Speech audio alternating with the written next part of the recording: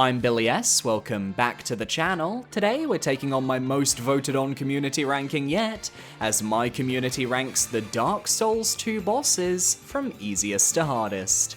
For anyone new to the series, I asked my voters to rank each boss on a scale of 1 to 10, 1 being as easy as you can get, 10 being impossibly difficult. I then figure out the average of all the submissions, and bish bash bosh, we have our ranking. Thank you to all 670 voters who showed up for Dark Souls 2, that's more than we've ever had before. At the end of my community ranking polls, I always offer each voter the chance to share comments on bosses of their choice, and we had 318 voters take me up on that offer. I can't cover every single comment in this video, otherwise we would be here until next year, so if yours is missed out, I am really sorry. Without further ado, my community's Dark Souls 2 easiest to hardest bosses ranked. Get yourself a cup of tea, get some biscuits, maybe get a snack, we're gonna be here for a while, and let me know your easiest and hardest bosses down below. At number 41, we have the Covetous Demon, who scored a total average of 1.53 out of 10. Am I shocked to see this boss as the easiest in Dark Souls 2?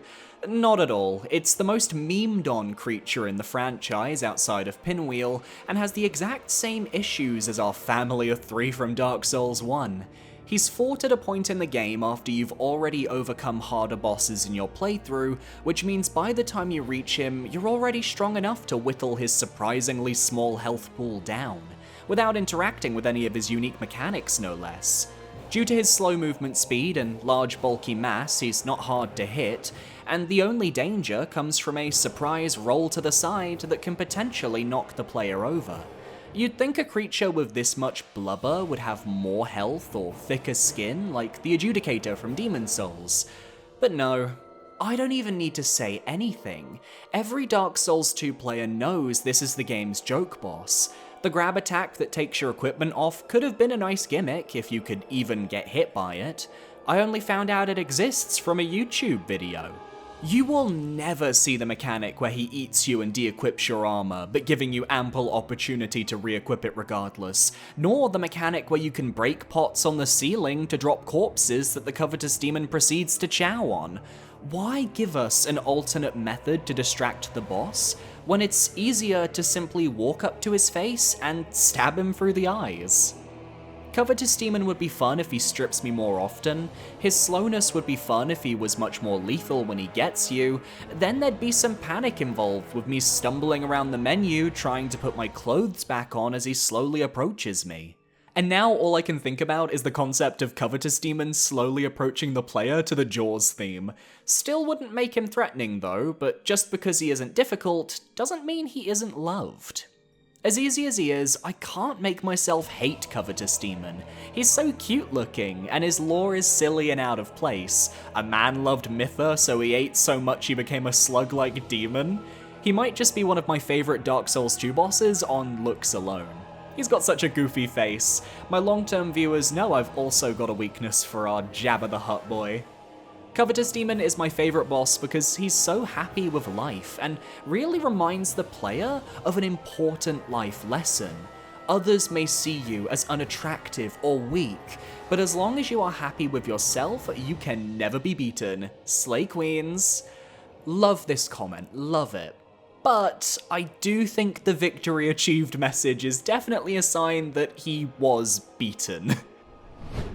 At number 40, we have the Prowling Magus and the Congregation, who scored a total average of 1.59 out of 10. My personal pick for the easiest boss of Dark Souls 2, but I respect that some people find the Covetous Demon easier. This is just a room with a bunch of regular enemies who have been given a community boss health bar. The Prowling Magus himself is meant to be the big focus of the fight, and yet I always kill him mere moments upon entering the boss room.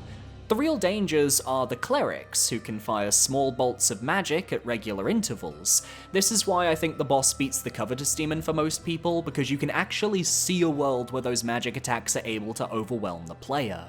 The congregation members who stumble and crawl along the ground are mere fodder for the blade. One might hit you into a brief stagger, but with the right weapon you can slice them up almost immediately. Being a strength build actually didn't lend itself to me crowd controlling the regular enemies, but it did mean I could destroy the clerics and the magus without much issue. I just think this boss is inherently lazy, but I will admit they do have a use. If you're grinding offline for sunlight medals, killing them is what allows you to reset the area with a bonfire aesthetic. I've never died to this fight, even on late New Game Plus cycles or multiple uses of bonfire aesthetics. Despite this fact, I still gave the nod for easiest to Covetous Demon, because there have been a few times where the mages blast me with a spell one after the other, and I end up having to panic heal to stave off the embarrassment of ever having died to this joke of a non-boss fight. Now that's a relatable comment. I actually have died to this boss, but it was on New Game Plus 6, because no matter how easy a boss may be, once those damage values get artificially boosted, baby, that church turns into a Call of Duty lobby if you know what I'm saying. I don't think there is nearly enough hate for Prowling Magus in the Congregation. They suck. The Prowling Magus and Congregation is the boss of all time. Prowling Magus is probably my least favorite boss fight in any of the Souls games just because it's boring. It may be an unpopular opinion, but I'd rather have a really annoying and memorable boss over a plain boring one. And on that last comment, I fully agree. Annoying bosses might raise my blood pressure, but at least they have something that makes them stand out. It's why Dark Souls 2 struggles with its boss roster, because a lot of the fights are just boring, with very bare-bones gimmicks that don't get fleshed out enough. Though, thinking about it, Prowling Magus and the Congregation don't even have a gimmick. What a shame. At number 39, we have The Last Giant, who scored a total average of 2.01 out of 10. Depending on the path you take at the start of the game, The Last Giant will very likely be the first boss you encounter in your playthrough, and it can feel like an absolute age to reach, as the Forest of Fallen Giants is a sprawling complex that will likely have you well leveled by the time you enter the boss fog. The Last Giant is the true epitome of the roll underneath the boss strategy, because all you have to do is get under those tree trunks called legs and hack away until he dies. The only attack that can remotely cause any danger are his leg stomps, because they come out really fast and have very broken hitboxes. I mean, look at this. He also rips off his arm, which he uses as a weapon at low health, but once again, if you stay under the boss, he can't even use his makeshift weapon to attack you. Even his little Mario jump he uses to make distance away from the player barely helps, because you can just run up to him before the animation finishes, and he can't capitalize on it. My problem with The Last Giant and his level of difficulty is that looking at the first two Souls games, Vanguard, Phalanx, and the Asylum Demon are all easy bosses, but have that possibility of killing the player multiple times until they learn how to handle their attacks. It does help that Vanguard and the Asylum Demon also have large weapons, which gives them more to work with, and Phalanx has her minions. The Last Giant has none of that, and I think that's what makes him feel like one of the worst first bosses in the series. It's also worth noting he's one of the few bosses in the game that received 0 votes for best and worst boss in the game, proving he's also just forgettable to boot. Because Dark Souls 2 was so radically different from Dark Souls 1, every boss was one I got stuck on. I died to the Last Giant in the first week of release 27 times and quit the game for 15 to 20 days. Then my friend told me to use one of the pre-order weapons. I'd never used them because I felt it would be cheating, and I ended up beating him on my 3rd attempt because I pre-ordered the game. Stories like this are wild to me, but prove my point I make in these videos that difficulty is ultimately subjective. And that's what we should be celebrating in the Souls community. Think about those people so used to Dark Souls 1, moving over to Dark Souls 2 for the first time, no frame of reference for its gameplay, and getting screwed because of the adaptability stat choosing violence.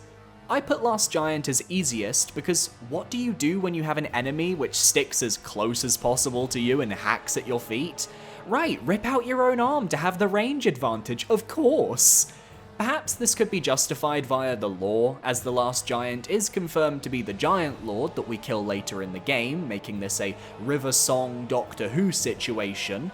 He sees the one who defeated him all those years ago, and because of that, I could see him taking extreme action by ripping his arm off. Still a bad idea though.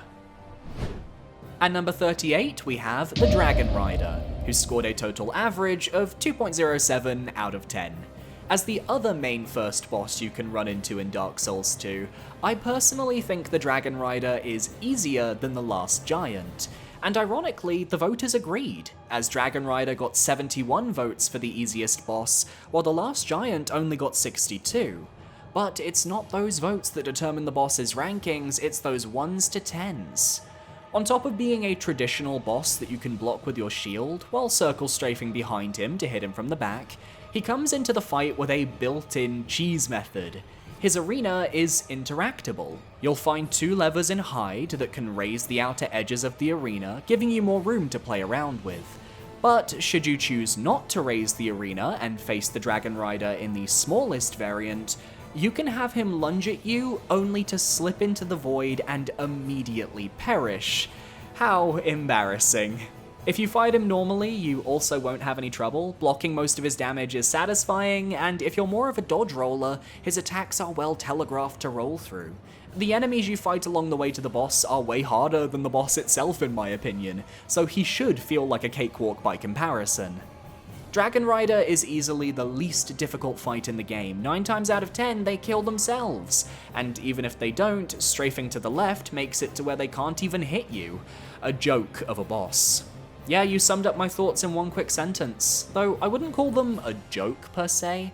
I can at least see what the developers were going for here, and the arena gimmick gives them a small bit of dynamic challenge. I actually had a fairly hard time with the Dragon Rider compared to how I feel the community perceives his difficulty. I didn't know you could close the arena in my first playthrough, so I kept getting knocked off in one hit. Dodging the Dragon Rider didn't feel hard, but I was still so tense fighting him as I felt any one mishap and I'd be back falling into that water. What I thought was a fairly long boss run back at the time also didn't help with the tension fighting him, though little did I know how much worse they could get. Love your videos, by the way, would love to see more videos like your ladder rankings, please. Thanks for the kind words, definitely want to make some joke rankings soon. Best ladders in the series, perhaps? Every site of grace in Elden Ring ranked? As for your experience, I love that you found the Dragon Rider tough. If you're not used to the controls of Dark Souls 2, and if you don't know about the cheese method for the smallest arena variant, yeah, you can have a tough time. People can account for a lot of factors when ranking boss difficulty, but tension is one of those variables you just can't control, and there's no shame in that. Thanks for sharing your experience with us. At number 37, we have the Royal Rat Vanguard, who scored a total average of 2.44 out of 10. With 42 votes for least favourite boss, yeah, it's clear we're not a fan of the Grave of Saints gank fight. And, in my opinion, for good reason. It's another filler boss that aims to waste the player's time by having them fight regular enemies until the actual boss shows up. You're swarmed by rats in a room with a ton of statues, which means more often than not, you'll be having your weapon bonk off of the level geometry. An actual nightmare for a strength build like myself. The rats also deal petrification build-up on every hit, which makes avoiding them critical for surviving the fight. And you have to stay alive until the boss enters the arena in the fight's late stages. The rat you need to kill has a mohawk, which makes him recognizable, and he has a slightly beefed up health bar so he can survive an extra few hits compared to the regular rats. But by this point in the game, you've likely leveled up a ton, and you've probably taken down a Lord Soul or two. In my opinion, swarms of enemies does not a good fight make, but there are some out there who enjoy the concept of the Royal Rat Vanguard fight, and I would be remiss if I didn't give them a platform. One of the best things about Dark Souls 2's extensive boss list is the genuine creativity in boss types. While many didn't stick around, with good reason, I can't help but love walking through a fog wall and getting a battle that feels genuinely different from the Dark Souls standard. Case in point, my favourite, the Royal Rat Vanguard. Few things are more satisfying than ploughing through the surprisingly overwhelming, if unprepared, onslaught of basic enemies. Plus, the music is ridiculously evocative. This answer is giving Dynasty Warriors energy for me. Plowing through basic enemies, feeling like a god, I can totally see the appeal, and I also agree that Dark Souls 2 being so willing to experiment with different boss types was only a good thing for future titles. My problem is that the arena doesn't really lend itself to larger weapons like the one I was wielding, so I never got to enjoy that element of power, as I'd keep getting bonked back by the statues. Royal Rat Vanguard is my favourite boss because I will forever have a huge crush on Big Daddy Mohawk Rat. Love from India. Not my first comment from India being the equivalent of a Royal Rat Vanguard fan cam. Honestly, iconic. At number 36, we have the Skeleton Lords, who scored a total average of 2.82 out of 10. The mandatory bosses of the Huntsman's Copse, the Skeleton Lords are a gank fight with a gimmick you could compare to our previous entry. The fight starts with 3 Skeleton Lords, though admittedly they're not threatening all on their own. They can cast fireballs to try and hurt the player, but if you're coming here after doing the Lost Bastille route, you're going to be able to 2 or 3 shot their health bars with a few attacks anyway. Such was the case with my strength build that left them no real opportunity to make an attack on me. The challenge here comes from when the Skeleton Lords are slain, as once one goes down, they burst into flames, resurrecting a host of skeleton minions from the grave. Ironically, this fight is the one that gives me the energy of mowing through hordes of minions, because the skeletons here are brittle and their bones shatter into dust beneath my strength weapon. It's incredibly satisfying to slay the minions at such a quick pace because you never feel overwhelmed, and you get a real sense of control. The only real challenge comes from the bone wheel skeletons that spawn from one of the lords, but even then, they're heavily nerfed compared to their Dark Souls 1 counterparts. Honestly, I think they should have been just as difficult as they were in Dark Souls 1. It'd bump this fight's difficulty up by a point or two, and it would give some strategic play to which skeleton lord you kill first.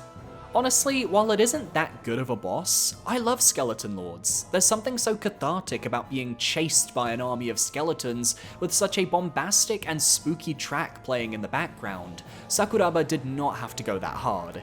It felt kind of like a power fantasy where I could just wipe out multiple foes at once. I think maybe I just have a thing for being chased by crowds.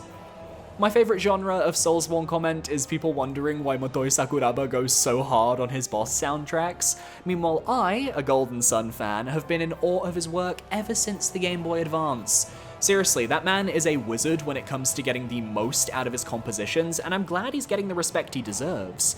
But that comment also echoes my earlier point. This is a Dynasty Warriors fan's favourite boss. Killing mooks, powerful fantasy, the works. For others though, this is exactly why they dislike the Skeleton Lords. When I reached this fight, I was excited thinking it would be a nice 3-on-1 sword fight. I was pretty disappointed to find out that the boss fight was basically just a bunch of normal skeletons in a room and the actual lords died in a few hits.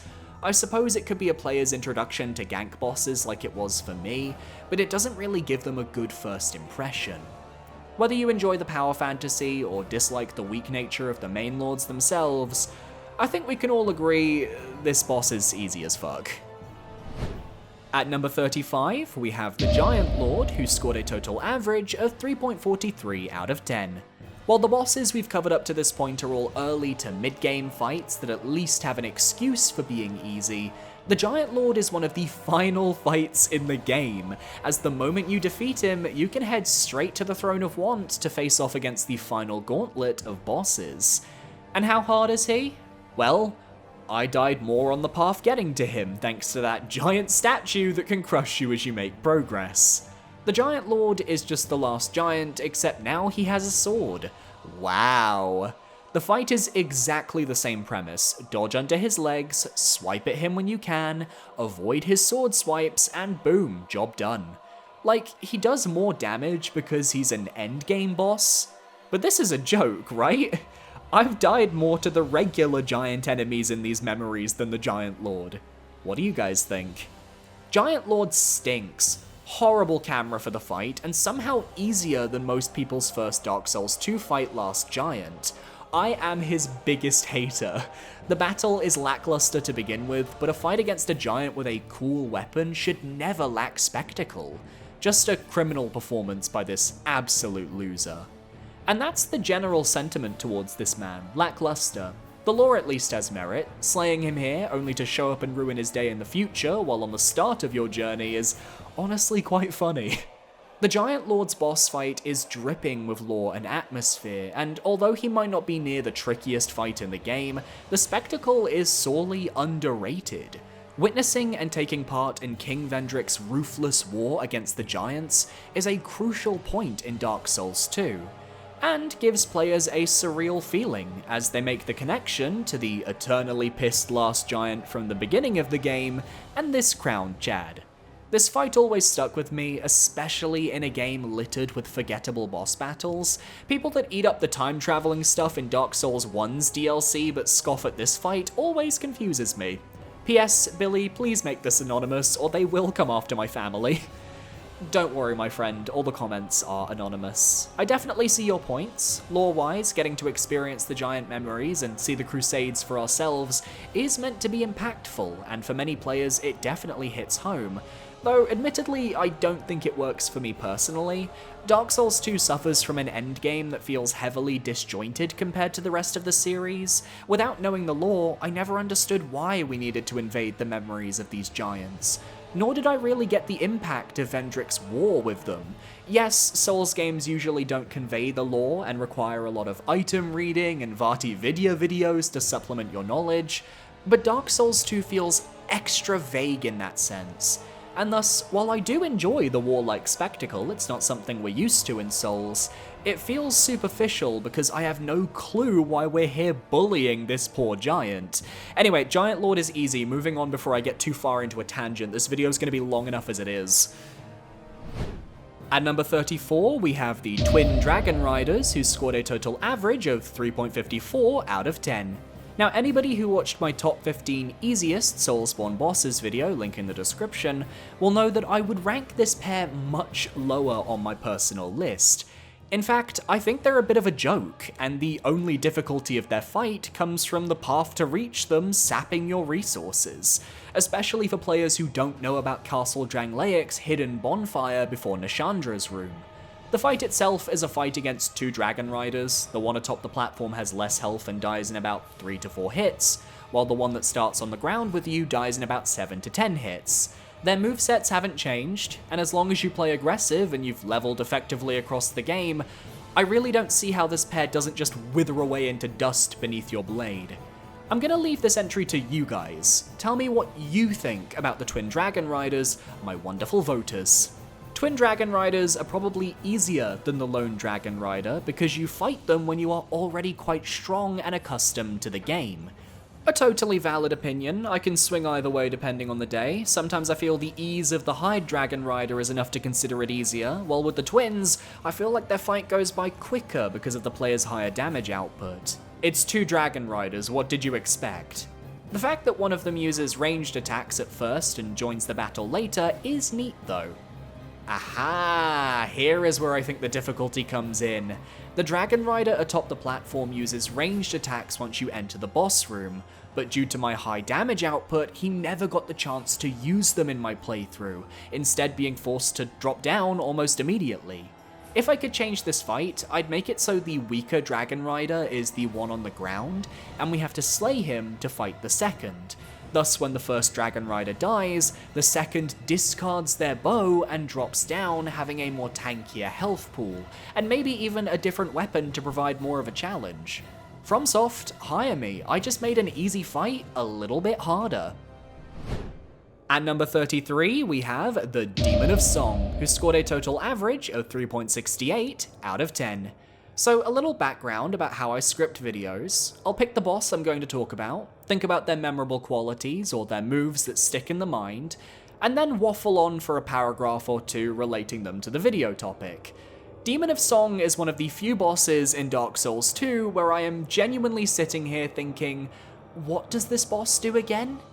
Ironically, the Demon of Song does have a decent moveset, a series of hard-hitting, close-range slams and swipes, followed by a few water projectiles that can hit hard if you're not careful, plus a charge attack that I didn't personally see in my playthrough, but the wiki says it exists, so like, go off wiki. There's also a grab attack that will likely get players who stay too close to the boss, but you have to remain close to attack its weak point, the fleshy face that it hides while attacking. This ability to hide itself is enough to boost its fight over the ones below, but the boss gives you ample time where it's doing nothing while you swing an attack or two to get some damage. I think the Demon of Song's design is so interesting, but unfortunately the fight ends so quickly I don't have time to remember the poor froggy. An extended health bar or more interesting moveset would have really helped this boss stick out more. But sadly, the only thing I take away from this fight is its ridiculous name with the first letters swapped. Classic meme, I agree. The Demon of Song has the potential to be a really interesting boss, given it's this siren creature luring people to their deaths, and yet they never play around with that mechanic. Why not have the boss watching the player from afar as they progress through the Shrine of Amana?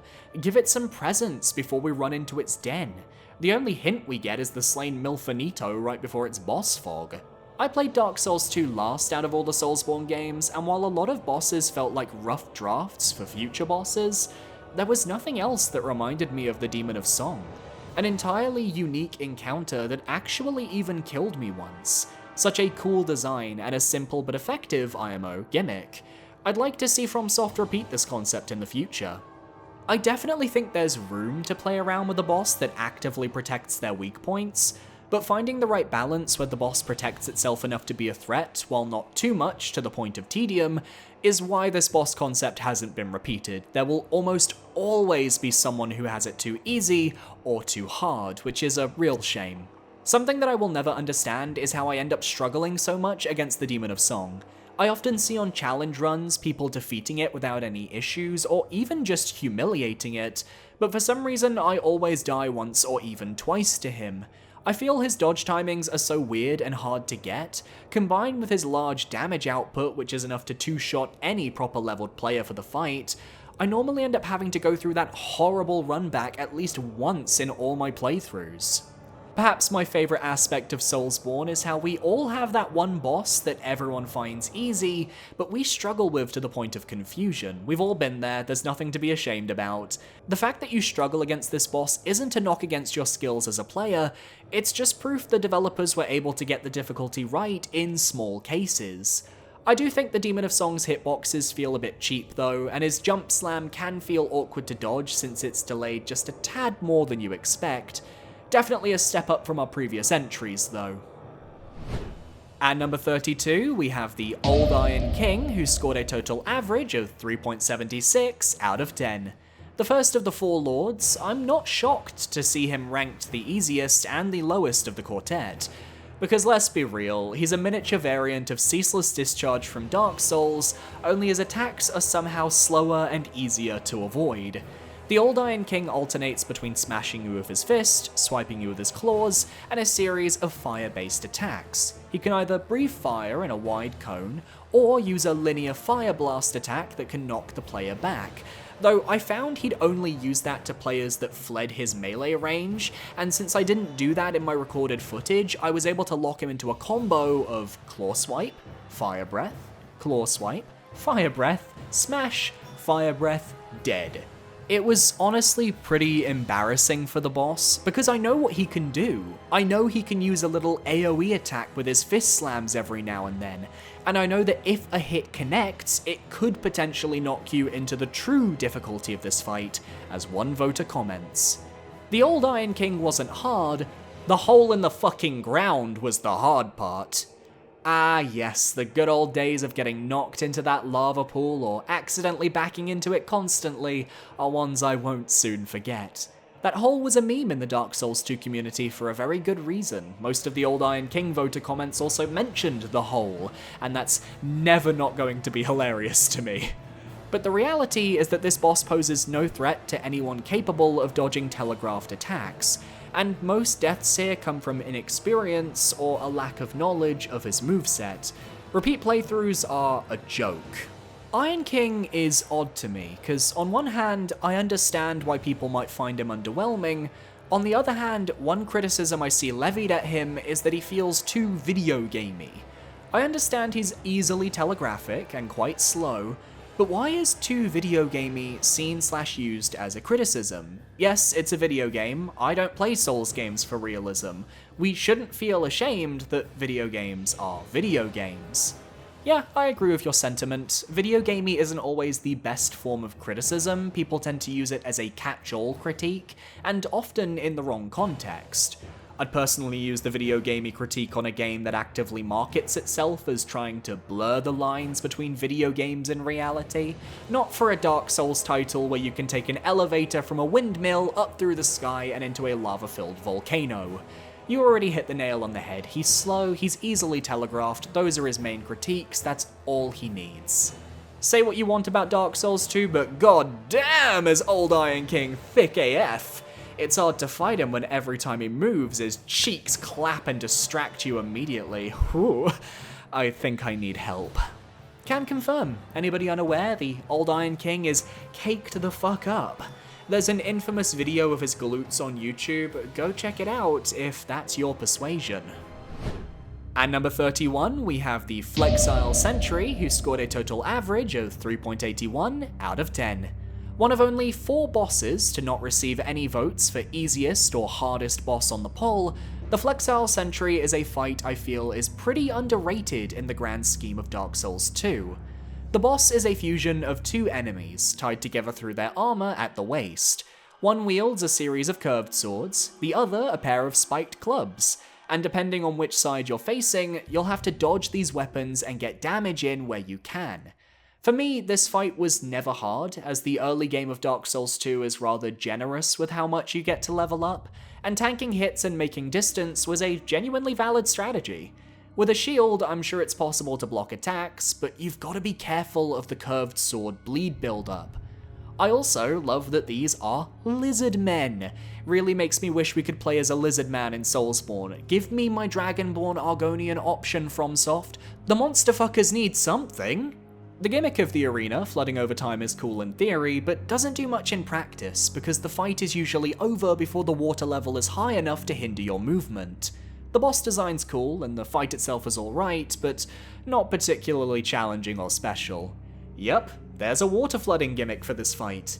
If you don't have a high DPS, the flooding of the arena can inhibit your movement. For most, you're not going to experience this, but new players might find their rolls a little slower and their movement a little sluggish. It's a cute concept, one I'd be cool seeing return in a future game, and honestly, I'd love to see a modern day Flexile Sentry enemy. Tie some more shit together and make them fight as a pair, we want to see it. No Man's Wharf is a pretty scary area with a lot of ganks, but the Flexile Sentry is actually somewhat doable. You can stay in front of the mace for easy punishes, and using lightning speeds up the fight considerably. Yeah, I agree, the club-wielding side is the easiest to punish due to the slower attack speeds. All you've got to worry about is the scimitar side doing that one attack where it arches its swords over the boss to poke at you. Didn't know about the lightning damage though, but I can't say I'm shocked, we are in a room filled with water after all. I would praise Flexile Sentry a little. He fits so well with the pirate and ghost ship theme, and his moveset is really fitting for an early game boss. I appreciate the fact we are fighting one, but also 2 different bosses at the same time, and the fact that water is rising if we are wasting too much time. It is one of the few bosses in Dark Souls 2 with a unique and interesting design. It's a shame they were reused in Sinner's Rise though.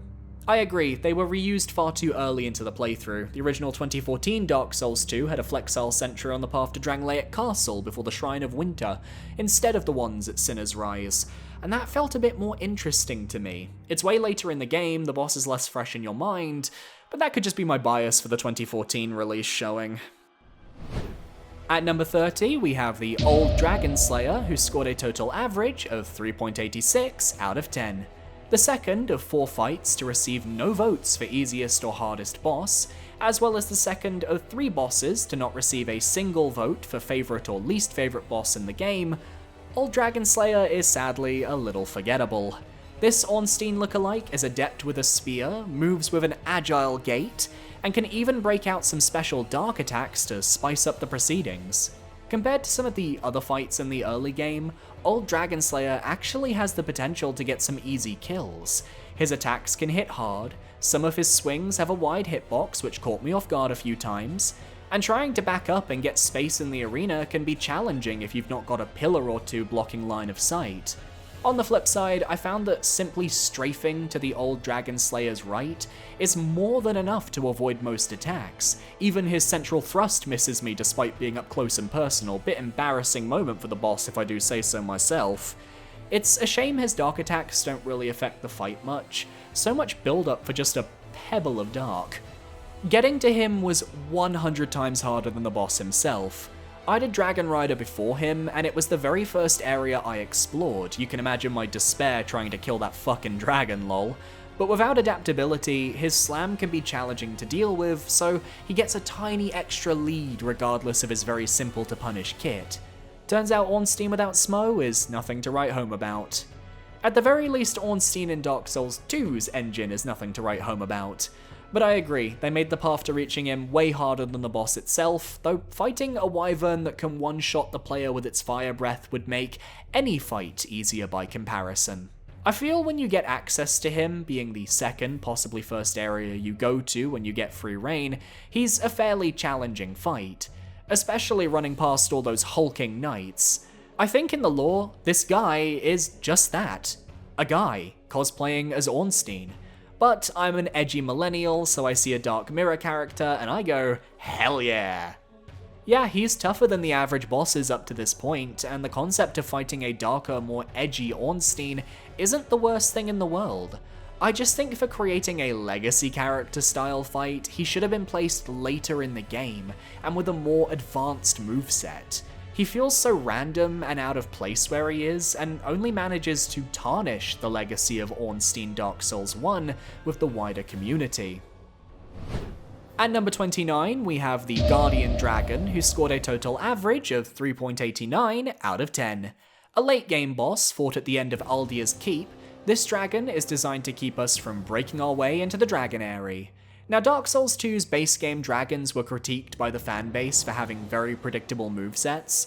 The Guardian Dragon, for example, only uses his flame attacks, which involves flying into the air and doing a pillar of flames beneath him, hanging from the side of the cage and firing a flamethrower or fireball at the player, and of course the classic lean forwards while on the ground, breathing fire in a small cone move. The ease of this boss is that most of these attacks are very easy to avoid, and the ground-based moves are very easy to punish. The annoyance of this boss is that most of these attacks happen from the air, and there's not a lot of downtime between each attack, so you'll have multiple instances where the boss is out of your reach and you're unable to do anything about it. Personally, I'm not a fan of boss fights where you're standing around waiting for stuff to happen. I'd rather have the ability to dictate the flow with my own actions, something that's only possible if you have a ranged option like a bow or pyromancies or spells. It's very build dependent. Now, I'm gonna share one voter comment on this boss, only one for this segment. But it's because this person wrote an essay, and I find it really fascinating. So whoever you are, get ready, because the next 2 minutes of this video are dedicated to you. Hey there, since I'm sure not a single other soul would care to do this, I'll run a little defense of the Guardian Dragon here, or more so, share my own perspective of it rather. It's the one boss in the game that's maligned by the general community whom I fairly enjoyed. The criticisms against the fight are evident to me in retrospect. It's just the dragon mini-boss from Hyde's Tower of Flame with a health bar and long periods of time where it just flies off several meters above the player and wastes his time and yada yada yada yada. But given the context I first fought it in, it was a remarkable encounter, and I'd even call it the highlight moment of Dark Souls 2's late game. Aaviier's Keep was perhaps one of my favourite areas in the game, what with the intrigue of its multitude of caged enemies and all, and getting to the end of it and being met with Aaviier's pet dragon as the boss battle, in what's essentially a giant-ass birdcage facing a beautiful vista, was a memorable moment for me to be sure. Further enhanced by the fact that this was my first proper dragon boss in the series, as the only games I had played prior were Demon Souls and vanilla Dark Souls 1 without the DLC. Alas, I do have to say that good old Ian the Dragon Guard here will never match the heights of a Calamite or a Medea in terms of sheer combat, or in terms of anything really. However, for being my introduction to dragon fights, it was a relatively fun one. He, or is it she, gave me some genuine trouble, as he took me more than a couple of attempts to be toppled. Mainly it was avoiding his flames and his few melee attacks. From what I recall, that offered a fair challenge to me. And to top it off, his usual fucking around in the air actually didn't bother me at all, as I tend to enjoy running mixed melee magic builds. And in my first playthrough of Dark Souls 2, I did just that with my Great Scythe and Pyromancies. Initially, the latter felt like a waste of time, but gradually the build came together and the Guardian Dragon was the point where I realized its viability. It felt awesome to hurl great fireballs and flame swathes at him, when I would otherwise just have to sit there and wait had I done this melee only. Let me tell ya, it's very rewarding when you spend souls into an offensive option that you didn't find much use for at first, just for its cool factor alone, only to eventually see returns to your investment. And I'll always remember the Guardian Dragon for this. Anyhow, yeah, I think that more than covers it. I hope this was an entertaining read, as to be quite honest, I don't think I could do much in the way of novel comments about any of the other bosses, be they better or worse than this. My positive experience with it was different enough from what I've seen from other people to where I thought I'd share it. This is just the kind of person I am, I suppose, writing up extensively in mild defense of a mid-as-fuck boss from a somewhat shoddy 10-year-old game. Oh well, such is life. P.S. I used to watch your old Smash videos back in the day, and I was pleasantly surprised to find your recent Soulsborne content. It's helped me a bit to cope through some of the really tough times I've been feeling lately. Best regards to you, Billy, and greetings from Brazil. Oh wow, looks like you can apply for a veterans discount coming from the Billy Bay 10k days. Woohoo! For everyone watching at home, this is what I love to hear when it comes to this series. Not just talking about the difficulty, that is obviously important, but getting to hear stories of people's journey with these bosses. Nobody else would talk about the Guardian Dragon for 5 minutes like this, but there is a defender out there for every boss, and I wouldn't change that for the world. At number 28, we have The Rotten, who scored a total average of 3.91 out of 10. Now, The Rotten is an interesting case because I think it's the fact that The Rotten is an easy boss that has people remembering and enjoying its fight. As one of the best methods for grinding enough souls to enter Castle Drangleic early is to bonfire ascetic The Rotten and constantly kill it over and over. The Rotten has a series of cleaver swipes which are well telegraphed and easy to dodge or block, unless you're me, in which case you'll get caught every once in a while. The Rotten marks a turning point though, as I genuinely feel there is danger in this fight, be it his grab that's deceptively tough to dodge from, or perhaps more dangerously, the flaming pits of oil in the arena that will shred your health bar if you so much as breathe in their direction. He can vomit in front of him, which is easy to dodge if you stay up close and circle strafe, though stick to him for too long and he will use an AoE to push you back, potentially into the arena's flames. This is the first fight on this list where I can really see the dangers coming into play, and you can't just mindlessly dodge attacks. You have to strike where it hurts, and if you're lucky, chop off his cleaver arm, effectively neutering his ability to do damage until it grows back. The Rotten has no business being one of the 4 old ones. He's so boring and basic. He should have been so much more for how annoying the areas are that led to him. I definitely agree that there could have been more done with his fight to tie him into the themes of the Black Gulch, utilize poison a bit more, do something more harrowing with the corpses, but I do think his visual design is dynamic and I don't necessarily feel he's boring. It's sad, but The Rotten is pathetically easy once you realize his attacks are essentially 1. Slow downward slash, 2. Slow horizontal slash, 3. Slow AoE. He suffers from what basically 90% of the bosses in Dark Souls 2 do, awesome design and concept, yet easy and honestly a letdown and wasted potential. The Rotten sticks out as his runback is more dangerous than him, and that's not even an over-exaggeration. His runback has probably killed more players than him. There's a reason he's farmed to high levels pre-Giant Memories. He's an awesome-looking boss with tons of potential, but in the end, a joke, like most Dark Souls 2 bosses. While I may be a bit higher on the Rotten's difficulty compared to our voters, I can't help but agree with their points. Slow, easy to dodge attacks that don't ask the player to engage with anything they haven't already dealt with before. When your arena is more dangerous than you, perhaps you need to go back to the drawing board. At number 27, we have Aaviier, Scholar of the First Sin, who scored a total average of 3.99 out of 10. The true final boss of the game, there were a lot of opinions from the voters on Aaviier, so let me do my quick spiel and then I'll let you guys take the wheel. For me, Aaviier is a disappointing and relatively easy fight. He can only be damaged at very specific moments when the flames around him dissipate, and his attacks are incredibly formulaic. Dodge some fireballs, dodge some tree trunks stabbing up from the ground, watch for where he teleports, and don't get greedy or you'll take a little fire damage. At least Nashandra was threatening because she could hollow the player, constantly reducing your HP, and her scythe did good damage. Aaviier's attacks are so simple to dodge, and even his gigantic fireball can be tanked and healed through. If you're remembering to use your life gems or Estus, I just don't see a scenario where Aaviier kills you. He's a great lore character, but his fight is tedium personified. So how did the voters feel? They had the chance to fix the final bosses of Dark Souls 2 with Scholar of the First Sin, and they blew it on Aaviier. There are worse bosses in this game, but none as insulting as the titular Scholar of the First Sin. On the flip side, Aaviier, despite being the easiest boss of the game, has such a wonderful atmosphere that it's my favourite. Looking Glass Knight and Burnt Ivory King are close for their presentation and movesets and gimmicks, but Aaviier with the music and atmosphere is more like a really great interactive cutscene, I suppose.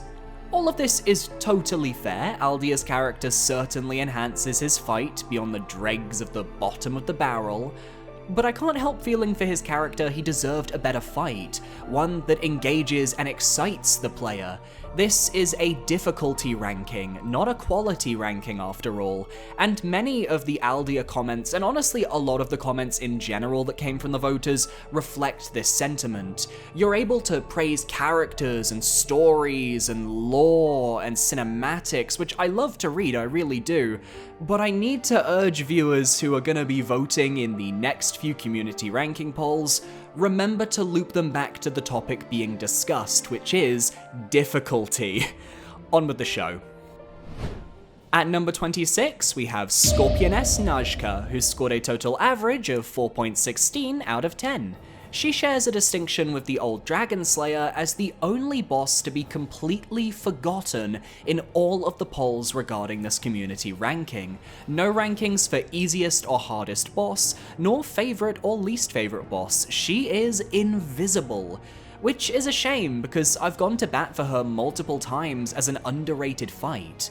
Now, she does have two issues that harms her difficulty, one being her extremely low health pool, she doesn't stay alive long enough to showcase all her best moves, and two being that her most notable attack lacks any form of aggression. This attack is her burrow ability, where she dives underground and attempts to stalk the player. Now, this does massive damage if it connects, but if you stand on the stone platform in the room, she can't burrow into you and thus can't hurt you, which means you get to watch her wander around for a solid 10 to 15 seconds until she decides to pop her head back out. It's time wasting and ruins any momentum the boss fight has up to this point. At the very least, she does have some threatening regular attacks. Her pincers can do poison damage if they connect, and should you get caught in her grab attack, she'll inflict toxic. Beyond that, she's got a tail smash in case you try and attack from behind, and two spell attacks that home in on the player. If you're unprepared, you'll likely die to her a few times before getting the fight down, but repeat playthroughs will be a different story. I think what makes Najka kind of lame compared to Quelaag is that she has no character during the fight. I don't care that much about difficulty, I care more about how much the bosses serve. Quelaag hugs and pets her spider, twirls her hair and smiles. Najka does none of that. She doesn't really fit in with the area she's in, and her soul orbs are the same as ours. Man Scorpion Tark is cool though. She would be improved greatly with some more stylistic flair put into her. Her lack of character is why people didn't vote her for any of the relevant categories, which is a shame because she's so close to being a well-balanced fight, but a few misbalanced moves leave her too easy and too wide open. I really love Najka. She's a super simple design, while she also calls back to Quelaag, which is pretty slay, as Quelaag is one of my favorite bosses from Dark Souls 1. And I think it's such a nice addition to be able to avoid the undersand attack by standing on the ruined pieces strewn about the arena. Najka's a simple but fun fight, and I have great memories of her. Yeah, I'm glad there's somebody else who sees the fun in her fight. She's got so much potential, and her burrow attack could have really helped differentiate her from other bosses had it been more fleshed out. Imagine her burrowing under the sand, only for multiple sand burrows to appear, and you have to figure out which one is Najka. That could have been a really cool twist to the fight. I'm glad to see some people have good memories of her though. We stan our underrated queen.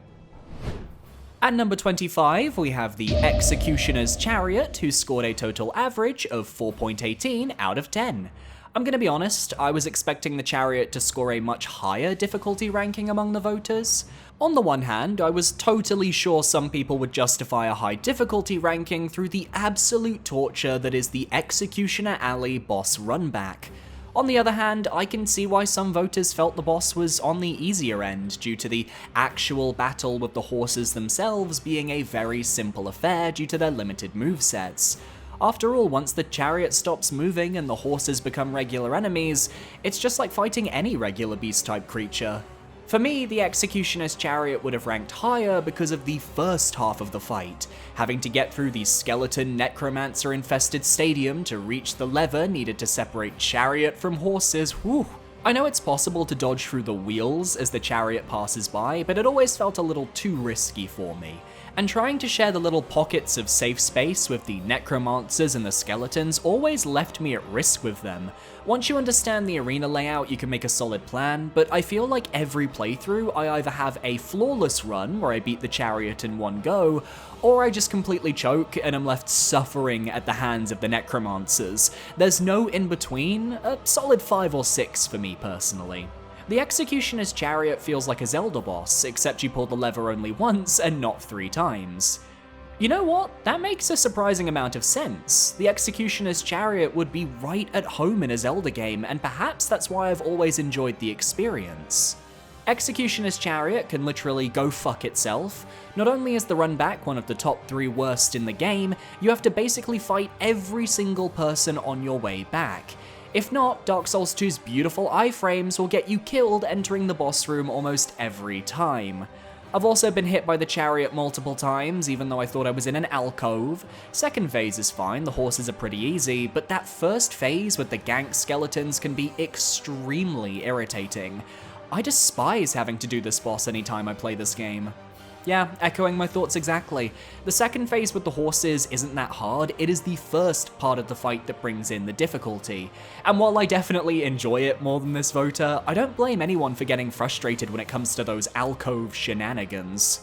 I'm probably the only one who is commenting on this boss, but I do have some respect for the gimmick of Executioner's Chariot. It's the kind of boss that is designed to be cool only the first time, and assuming you're going blind, and I think there is a space for that kind of boss in these games. I do remember the rush of adrenaline trying to decipher how to beat him while the chariot kept running over me, and how great it felt when I finally closed the door on him. It's simple, but it's great for that first experience. Probably won't be as great the second time, but maybe the evil horse design will be enough to make it memorable again? I will never begrudge From Software for trying to make a memorable gimmick, because when they hit extremely hard. I don't think this one quite makes it, and seeing the gimmick reused in Elden Ring with certain heroes' graves proves it's had its time in the sun. But as this voter points out, some bosses don't have to be amazing or even difficult every time we replay the game. At number 24, we have Mytha, the Baneful Queen, who scored a total average of 4.29 out of 10. Oh, Mytha. As a character, I think she's fabulous, and her lore is both entertaining and tragic. The Queen of the Earthen Peak, she's warped and twisted into this Medusa-like figure, and depending on how you approach her boss fight, you might be in for a tough time. Because let's be real, without looking up a guide, who in their right mind is going to think, let's burn down a metal windmill?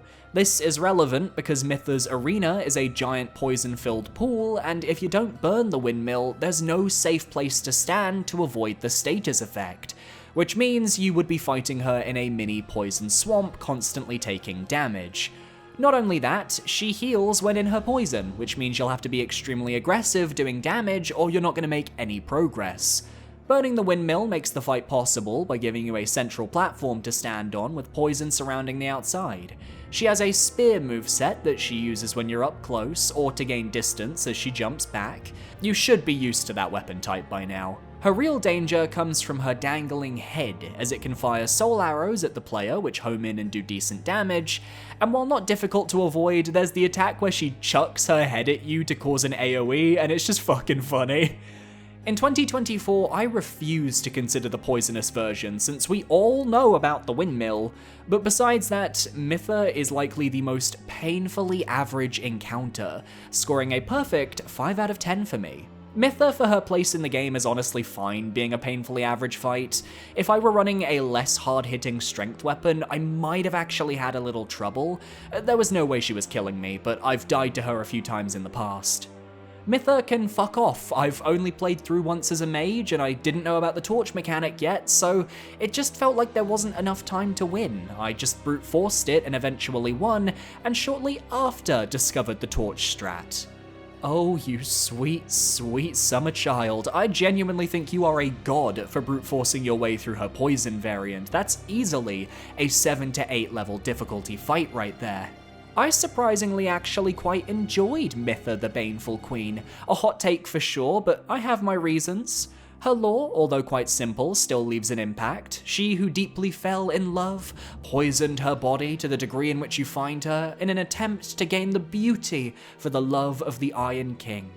Burning the Iron Windmill is a stupid addition to help out in the fight, but I don't care that much. Throwing her head against you, screaming, and even using sorcery while thrusting it at you with the beauty of her spear, fabulous. Her only misdeed, probably friend-zoning covetous demons so hard that he...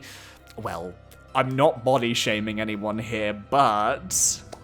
yeah, she certainly earns her middle-of-the-road spot on today's list, if not just for her moveset being varied enough that she can give new players a spot of trouble.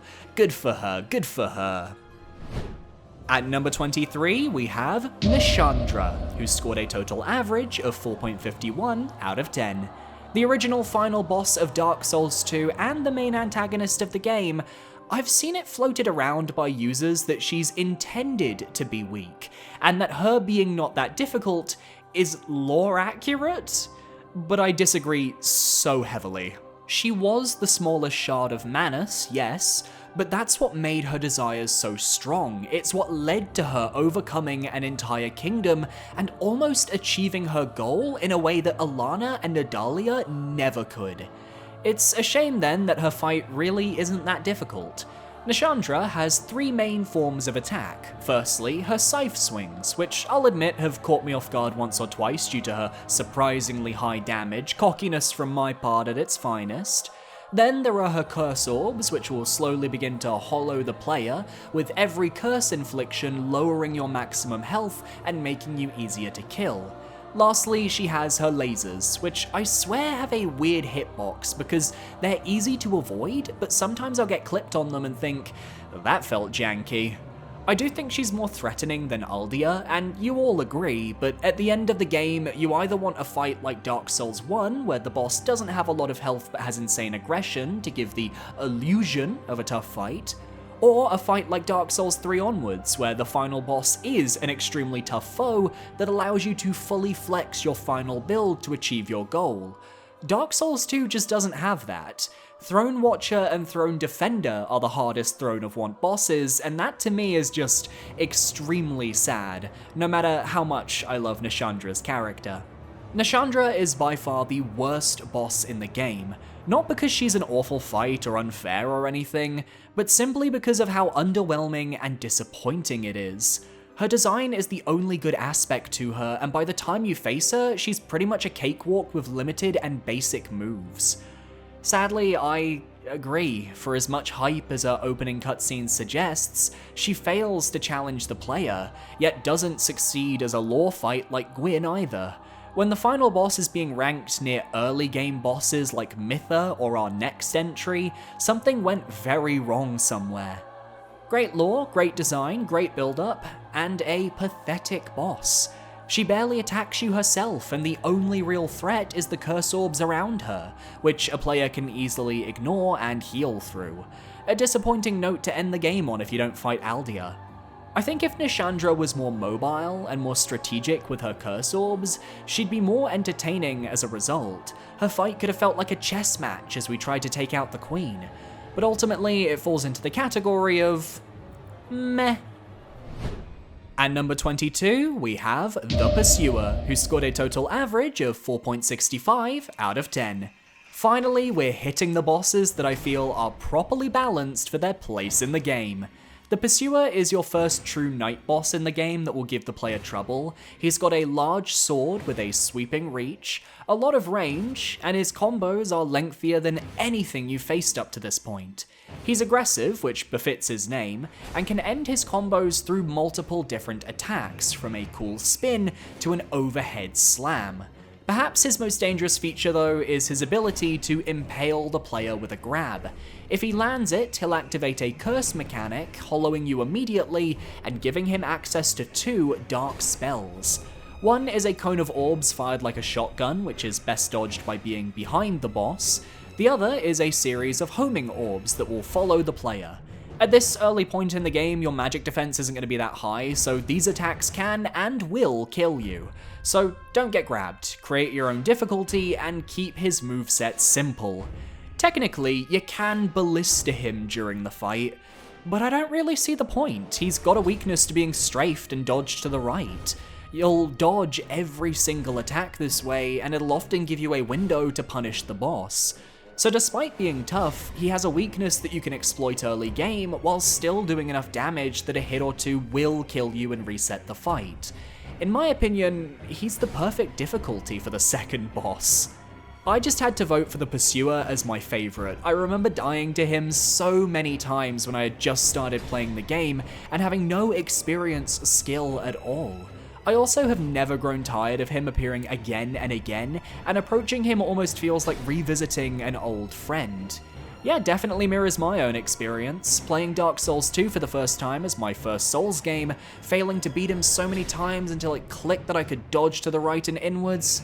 I'll never get tired of this guy, even if he did jump scare me horribly on my 100% run of the game.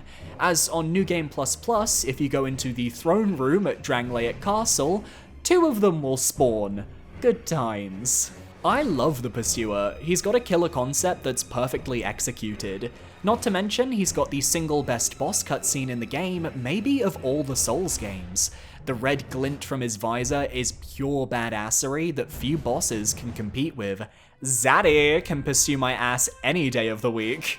Honestly, and hear me out, why couldn't we have replaced the Twin Dragon Rider boss fight with a Pursuer rematch? It would have made far more sense that he pursued us all the way to Castle Drangleic, and facing a permanent cursed version with maybe like a new attack or 2 would have been highly entertaining. I just love the Pursuer. It is such a great fight that works so well. Having him literally show up in so many different places, I've memorized them all in Scholar of the First Sin, and being able to fight him again and again is so cool. His fight always feels like a dance, and with how many times we've fought, it is a well-studied dance.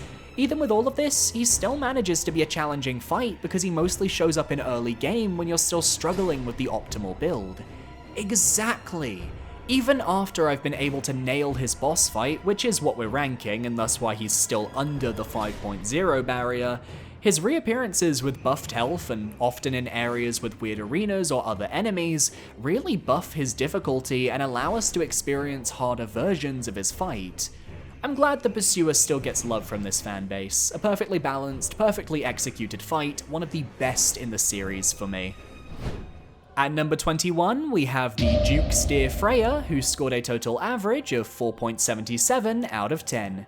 The final boss to score under the 5.0 mark, Freya is an interesting case because she too has a way to make her fight a lot easier if you know what you're doing. Normally, you would enter the boss arena and have to deal with hordes of spiders on top of the boss herself, who's likely using her pincers or firing lasers at you like spiders do.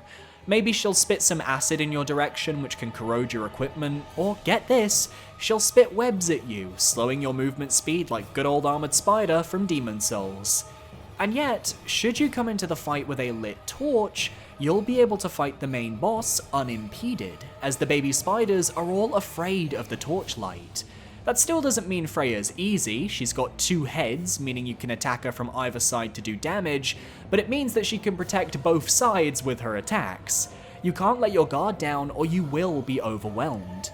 The one fear is that you accidentally decapitate both of her heads. It's never happened to me, but I've heard the horror stories of people with weapons that do too little damage, cutting off both her heads and being unable to do damage to the rest of her body.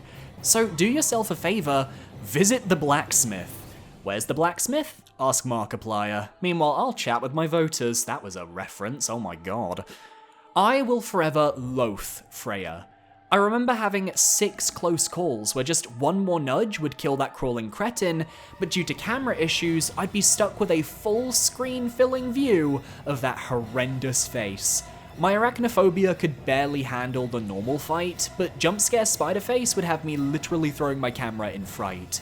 I hate you, Freya, and as always, Will, I hope you and all of Brightstone Cove burn. Only good thing about that area is Ornifex. As a fellow arachnophobe, I feel you. Brightstone Cove Seldora is utter hell, and I refuse to go through the area without a torch because the spiders there fuck me up too much. For some of us, the difficulty isn't in the fight itself, but our own minds, because spiders are ew. I have to give Freya the credit it misses. A spider fight in a Souls game that works, and it's a decent challenge. Of course, she's not the hardest fight, but the spiders and her being gigantic can be overwhelming, especially without a torch. I think her mechanics are really cool and different from other spider fights in Souls. Having a counterplay against the little spiders with a torch, and her having 2 heads, is very unique in my opinion. What a shame that after that we only get a big potato named Rom. Very good point. Just being able to have counterplay around her babies is enough to lower her difficulty, but up my respect for the boss design. And even with the torch, she's still capable of killing a player. It just swings the needle in your favor, that's all. Very well designed. I honestly would rank her a 5 or a 6 myself, but that's just me. I think how much I enjoy the Dark Souls 2 bosses largely depends on how much I like the run back. It's one of the reasons I can't get into Sir Alon. Sure, in a vacuum the fight is great, but getting back past the fog gate is a chore. I don't like being punished that way, and it's very hard to emotionally detach the run back from the boss itself. The Duke Steer Freya is the best example of this. The boss itself sucks, it's not hard, and I only died once. The hitbox for the laser beam is absolutely stupid, and the spiders are a nuisance more than a fun challenge. In Scholar of the First Sin, at least you can use a torch to keep them all away. Okay, in the instance of Dark Souls 2's bosses, I fully understand if people want to take the runbacks into account. After all, it's mandatory, a big drain on your Estus, and can often be harder than the boss itself. I don't think Freya's that bad, but I do agree that of the boss runbacks, hers is especially punishing unless you're wielding a torch like in Scholar. Did you know we're trying to reach 35,000 subscribers by the end of the year? After the rest of this video, consider parrying that subscribe button to help us out with that goal. Or consider becoming a channel member. It's $4.99, you get early access to future videos, and shoutouts at the end of each video as well. Links in the description. Back to the list. At number 20, we have the Royal Rat Authority, who scored a total average of 5.08 out of 10. Now, given this boss's infamy, I was expecting it to land a little higher on the list, but I actually think 20th is around the right spot for this poison rat Sif-alike. Though that didn't stop the voters from sharing their thoughts, as the Authority got 103 votes for least favourite boss in the game, the runner-up to Ludenzahlen, who we'll cover later. The challenge of this fight is purely in those opening moments, as the main Authority is easy to kill, and the Sif strategy of hugging his legs works wonders. The challenge comes from the little rat creatures who can inflict Toxic on the player with just 2 hits. Toxic is a fast-acting poison that can decimate your run because the time you take to use a healing item is enough time for the rats to do another attack or 3, killing you instantly. And this fight was so infamous because most people took attempts into the double digits trying to get the perfect run where they didn't die to those babies. It's just not a fun fight, it's badly designed, and I'll 100% be judging anyone trying to defend it in my voting comments. But the difficulty is fleeting. Once you're past that first bump, the fight smooths out. Very Capra Demon-esque, except I'd argue this fight is easier because of the larger arena and easier to handle main boss, but that's just my opinion. Why Royal Rat Authority is my least favourite? Great Grey Wolf Sif, one of my most beloved bosses in the series, is suddenly turned into a giant rat. Looking at its design, it's not even clear it's supposed to be a rat if it wasn't for the boss's name, and the toxic rats, whoever put them there will receive a bill for fixing my TV screen. The only reason to add normal enemies to a boss fight is because the boss fight was lacking something, and for this cheap Sif knockoff, it was originality and a challenge. If you manage to kill the rats, the boss fight becomes a cakewalk unless you get screwed by his dash attack with the hitboxes the size of a school bus. I forgot about his dash attack. What is it with hard Souls bosses and random dash attacks that have crazy hitboxes? Royal Rat Authority has one, Aaviier, Daughter of the Cosmos has one, the Demon of Hatred has one. Is it a way of life? Royal Rat Authority is the stupidest dumbass bitch idiot boss, and is hard to rank on difficulty for its vile mechanisms. The toxic dogs are a disgusting evolution of the idea behind the Capra Demon, where instead of a tight space with stairs to use as an environmental tool, you get a big arena where you either kill the toxic dogs in 15 seconds and get to experience the boss fight, or you'll be dead by the time 30 seconds have passed. Some attacks go right over the tiny toxic dogs, and that's just annoying. The boss by itself isn't spectacular or particularly difficult, but is a shifty charge attack that really takes a precise directional roll to dodge that's a little frustrating. It helps immensely for frustrations that there's a bonfire right outside the boss room, but this boss sucks and is difficult to rank based on challenge for all the wrong reasons. At the end of the day, whether a boss is hard because of great design, or whether a boss is hard because of bad design, the boss is still hard, and that is what we are here to rank. I love rats, they're my favourite animals. Royal Rat Authority has so far been the only thing to challenge that love. For my first playthrough, I decided on the rapier as my weapon of choice. That sure made killing the minions a delightful time. This was one of the rare bosses I actually rage quit against while playing FromSoft games. Cheese out of 10. I'm so sorry that Dark Souls 2 almost broke your love of what are very genuinely precious animals. You're so brave. I think I'll end this segment off with one final voter comment. Royal Rat Authority has no redeeming qualities other than the victory message after you kill it. At number 19, we have Vendrick, who scored a total average of 5.19 out of 10. Of all the bosses on today's list, I knew he'd be the one that would be polarizing to the masses, and based on the way his rankings are spread out, I was right. Vendrick is a very unique boss, as he is as hard as you want to make him. Challenge him the moment you find him in the Undead Crypt, and you will die. This is because you won't be able to do any meaningful damage to him, as he can only be hurt depending on the amount of giant souls in your inventory. Without any, all of your attacks are divided by 32, so if you want to do your regular amount of damage, you need 5 giant souls, which will require you to find them in all the giants' memories, kill the 2 hidden giants in the Black Gulch, and then a casual little task of killing the ancient dragon. Do all of that and you can face Vendrick and his incredibly high damage output.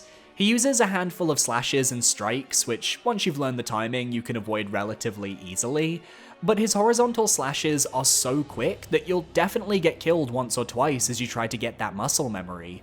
You can't shield through all his attacks either because he does major stamina damage, even for a great shield. He's a king after all. Stay close, dodge, and strafe around him, and try to bait out his downward slams, and I think you'll come out on top. He honestly deserves a 1 out of 10, but the damage is so insane and it's so health inflated that you're constantly on edge of risking a one-shot. Well, based on the inflated health, it sounds like you weren't using enough giant souls, but I get it, it's not exactly a telegraphed piece of information the game gives you. This guy's moveset is obviously incredibly limited, but much like with the Ancient Dragon, you have to pitch a nearly perfect game to avoid death. Because, my god, the strength behind those lazy sword swipes is insane. I love the atmosphere and the lore of this fight, as well as the tragic OST, but I do not relish the thought of having to do that awful run back just to start the slog all over again. Unlike the Ancient Dragon though, at least we're fully in control of how much damage we can do to him based on our own actions throughout the rest of the game. The atmosphere is on point, and I find it hilarious how much power is behind those admittedly awful sword animations. They should have given us a bonfire in Velstat's room though. It wasn't until Bloodborne that they invented the boss dropping a bonfire trope. I still consider Vendrick and Ancient Dragon to be the biggest bullshit in the entire world. Having to play perfectly against a repetitive moveset that can change on the fly, I cannot tell you how many times I have been killed by Vendrick because I thought I could attack and he put his steel sword on me without a warning after a combo. But anyway, love your channel and wish you the best from Hungary. I'm glad somebody else mentioned how good Vendrick is at going from one combo to another without much warning. He's not a hard fight in the traditional sense, but given he has barely any real animations due to his slow, sluggish movement, it makes it hard to tell when he's about to horizontal slash until it's too late. Brutal difficulty for sure. At number 18, we have The Lost Sinner, who scored a total average of 5.31 out of 10. The final of our 4 lords, I'm not surprised she ranks at the top of their hierarchy, as the Sinner is often the first of the quartet that players will face. While her health isn't anything to write home about, her moveset has a lot of deceptively hard attacks to dodge, what with her large sword and her aggression that makes healing a very risky endeavour. In that sense, I really enjoy what her fight has to offer, and I think she provides a very unique, if quick, challenge that definitely fits its current placement. However, she's much harder if you don't light the torches to the sides of her boss arena, as this will inhibit you from locking onto her, as well as lowering the visibility, which for Souls veterans shouldn't be a big problem, but new players, you've got to watch out. If you're playing Scholar of the First Sin, you should have the Bastille key used to unlock the torch rooms as you explore the Lost Bastille naturally. But in the original 2014 release, you could only get this special key by defeating the Belfry Gargoyles fight, which not everyone was willing to commit to. And on New Game Plus, she has a pair of pyromancers join her in the fight, who are more likely to one-shot you than the boss itself. The Lost Sinner is more agile than most of the bosses up to this point, and has some attacks that hit pretty hard. The gimmick of the Dark Arena making your lock-on less useful was also cool, but doesn't really add much to the fight, and can be countered by lighting the 2 braziers in the arena. The boss's moveset is the highlight here, and she will often punish healing. Yeah, it is the punishing healing that sticks with me in this fight, cause I can do a lot of damage to her, but she can do the same back to me. 2 glass cannons trying to shatter the other, a true duel. I find this one of the hardest to vote. With a 100% absorption shield and the light, it's a 1 out of 10, literally impossible to lose. In a more fair 1v1, it's quite average but fun, and that's the strategy I decided to vote for. Yeah, shields can often break a lot of the fights in Dark Souls 2, and it's a totally valid strategy that makes all of the fights easier. Obviously, you could still run out of stamina depending on when you choose to block, but if you're running a playstyle that encourages dodging over blocking, you're gonna have a different experience. The Lost Sinner is always fair, and I rank her high in difficulty. However, I tried to balance it between New Game and New Game Plus difficulty. In New Game Plus, when I had learned what most movesets were, etc., she still gave me the biggest challenge, including DLC. Those pyromancers were vicious. Now this, I love, because it mirrors my experience 100%ing the game a few years ago. I got into New Game Plus, thought I'd just speedrun my way through, only to get curb stomped multiple times by the pyromancers in her New Game Plus variant. Dark Souls 2 is the only game in the series where some fights have meaningful changes there, so I think it's fair to include them when deciding on a difficulty ranking. At number 17, we have the Belfry Gargoyles, who scored a total average of 5.85 out of 10. Now, if I were ranking this fight, I'd have probably bumped it up into my top 10 hardest for Dark Souls 2, because regardless of how simple the Gargoyle moveset may be, you're fighting 6 of them. Taking the Gargoyles from Dark Souls and copy-pasting them into the second game with its far slower movement speed, healing speed, and everything speed was a nice way to show fans of the original game that this ain't your precious Dark Souls 1 anymore. This was actually one of the bosses I died to the most in my first playthrough of this game. You'd always want to try to focus down one gargoyle as quickly as possible, not spreading the damage around in case they built up too much momentum to swarm the player. Clearly, the player base isn't a fan of this fight, with 33 votes for least favourite boss in the lineup, but at least they're optional. The moveset is exactly the same as the Dark Souls 1 Bell Gargoyles: tail swipes, spear thrusts, swings, and fire attacks. For this playthrough, with my high damage strength build, I was able to get through them in a couple of attempts, but there were many close calls where I had to flee and heal before jumping back into the fray. Belfry Gargoyles is shockingly unfun, even less fun than the duo Valiants in Elden Ring. Just 6 enemies with 3 of them constantly spamming on a tiny roof. Terrible. Strong words there. While I do agree that the Belfry Gargoyles aren't a well-designed encounter, I can't slander them against the Valiant Gargoyles from Elden Ring. They don't have near-invisible poison attacks that can stagger you, and that is a blessing. But 3 gargoyles at a time spamming attacks is very overwhelming, especially with Dark Souls 2's gameplay. Well, I'll just state the obvious, and that's the Belfry Gargoyles aren't like hard or complex, but rather just a result of the game trying to overwhelm the player.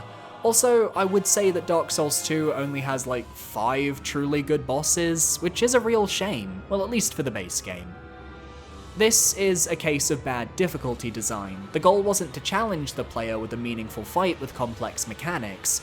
It was, as this voter put it, a way to overwhelm the player. It's such a cheap way to raise the difficulty, and we all knew it even back in 2014. I think the Belfry Gargoyles became easier for me to manage when I mentally stopped treating it like the gargoyles from the first game, and instead treated it like the 4 kings, aka gotta go fast. I know on a first try it's overwhelming, but as long as you keep a cool head and pace yourself, you'll be fine. Speed is a man's best friend in this fight, and it's what I stated earlier.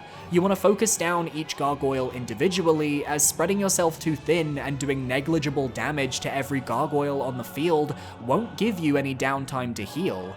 This strategy is a byproduct of a badly designed fight. The 4 Kings was a great fight because it gave you ample time before spawning each subsequent king to do damage and get a foothold. The problem is, that's not the case for the Belfry Gargoyles. At number 16, we have the Looking Glass Knight, who scored a total average of 5.86 out of 10. One of my favourite boss fights from Dark Souls 2, and the voters agree, with 47 votes for favourite boss. Nobody can deny that the Looking Glass Knight has style. This is the first of the duel fights that really feels like it knows its level of difficulty. He has sword swings that will catch you off guard due to their wide sweeping hitboxes, and he doesn't stagger from any of your attacks, which means he'll often strike back when you go in for a hit. You trade blows more often than with other bosses. His 3-hit combos are fun to dodge, and the final hit often connects with me because of its slightly delayed swing compared to the first 2, and any damage you do can be blocked by his mirror shield, so you've got to be very cognizant of which side of the boss you're attacking and what your attack animation is like.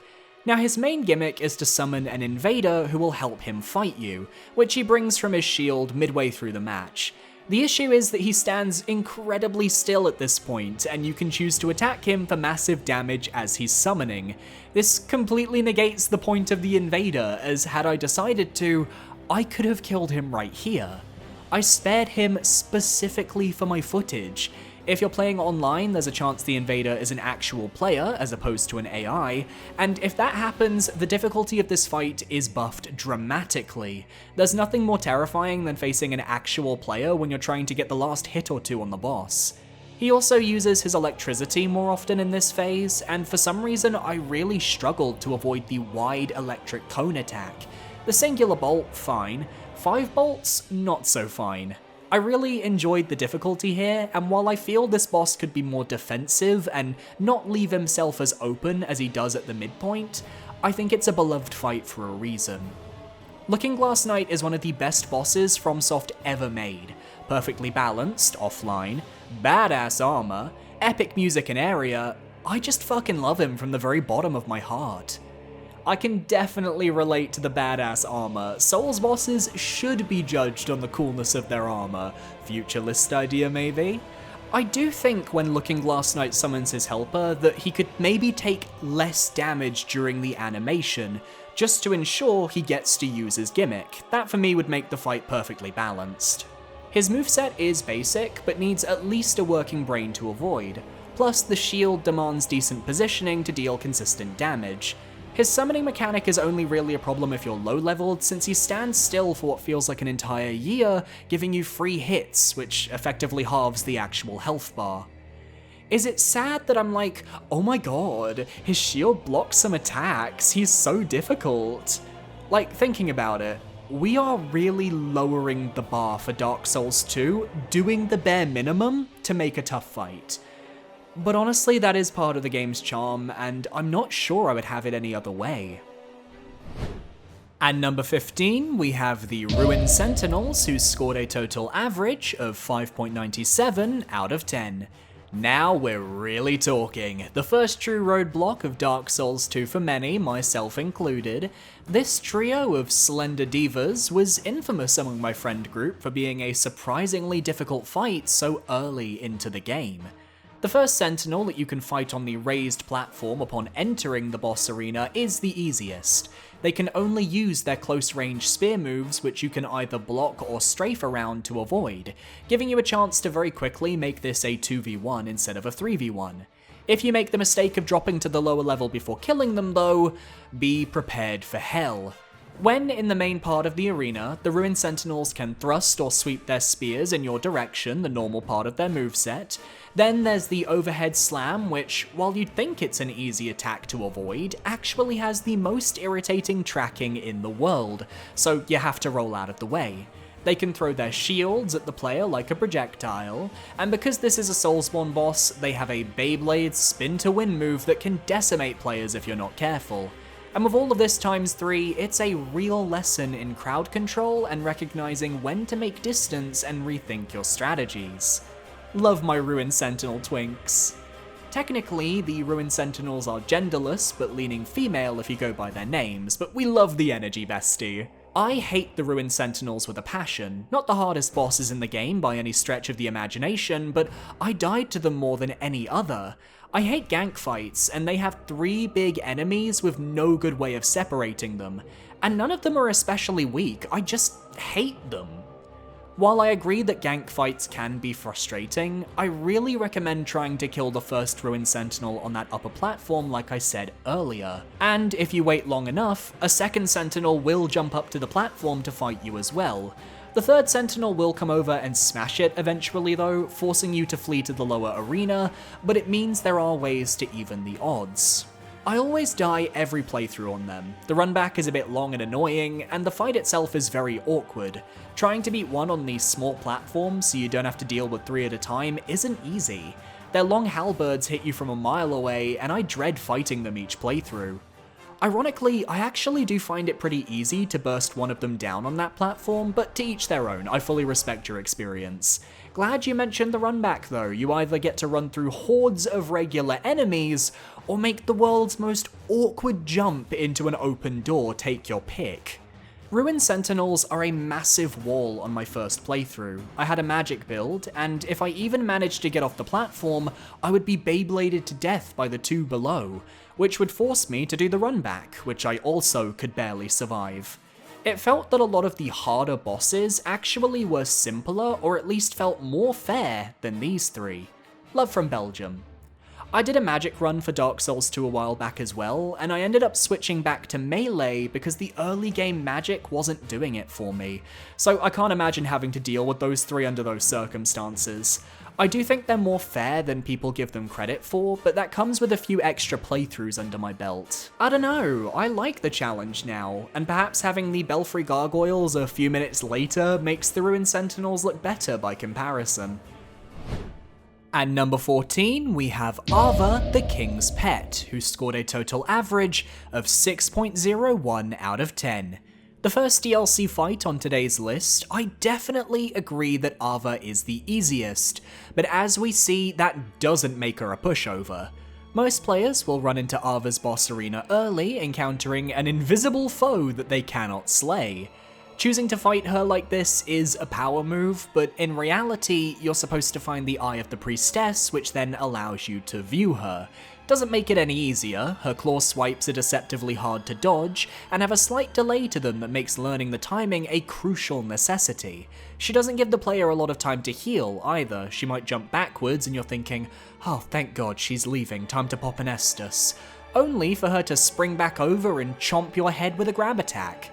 Her magic is the easiest to avoid, as her homing crystals leave her wide open while she's summoning them, and they can be outran or dodged through once launched. There's an AoE she can use as well, which keeps you from staying too close to her, but in this playthrough I only experienced it once, and that was while I was far away. For the most part, dodging into her legs is the safest strategy, you just have to check your greed at the door because she will go into her combos extremely fast, and that requires you to be ready to dodge at a moment's notice. I actually really like this boss fight, and I think it's underrated. If you haven't leveled adaptability enough, this boss will destroy you, because this is the boss that taught me how valuable roll iframes are. The boss attacks are fast and hit hard, but are also often delayed to make you learn to time your rolls carefully. Aaviier feels like the Dark Souls 2 team finally got the hang of boss design. If more of the base game fights had her quality, I think Dark Souls 2 would be a very different experience. Aaviier is my favourite thematically and design-wise. Walking up the bridge just to get obliterated by an invisible cat was one of my favourite moments in my first playthrough, even if I knew it was coming.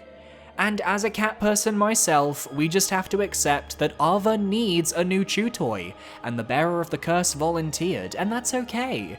Her initial encounter is very impactful, and I adore the concept of a boss fight you can attempt immediately upon entering an area, but it's recommended to explore and power up first. Burnt Ivory King does the same thing as well, more of this trope, por favor. POV, you enter Aaviier the King's Pet's arena without equipping the Eye of the Priestess. Why the fuck does the air have a moveset? At number 13, we have Velstadt the Royal Aegis, who scored a total average of 6.02 out of 10. Now we're getting spicy, as Velstadt is the first boss where I personally disagree heavily with his placement. Just based on my subjective experiences, I have never found Velstadt particularly difficult, and seeing him above Aaviier, the Ruin Sentinels, and the Belfry Gargoyles is a gag. Like, he is top 20, but top 13? Nah, Velstadt uses his Sacred Chime Hammer to attack the player. He's got a simple combo he can use with a large hitbox that can catch rolling players off guard, but his attacks are slow and well telegraphed, so once you know the timing, you're very unlikely to take too many hits. Velstadt is weak to circle strafing, and choosing not to lock on during the fight gave me a bit of freedom with my directional rolls to dodge through his chimes. At half health, he buffs himself with the Dark, gaining access to a new move and a slight raised defense, but it's negligible.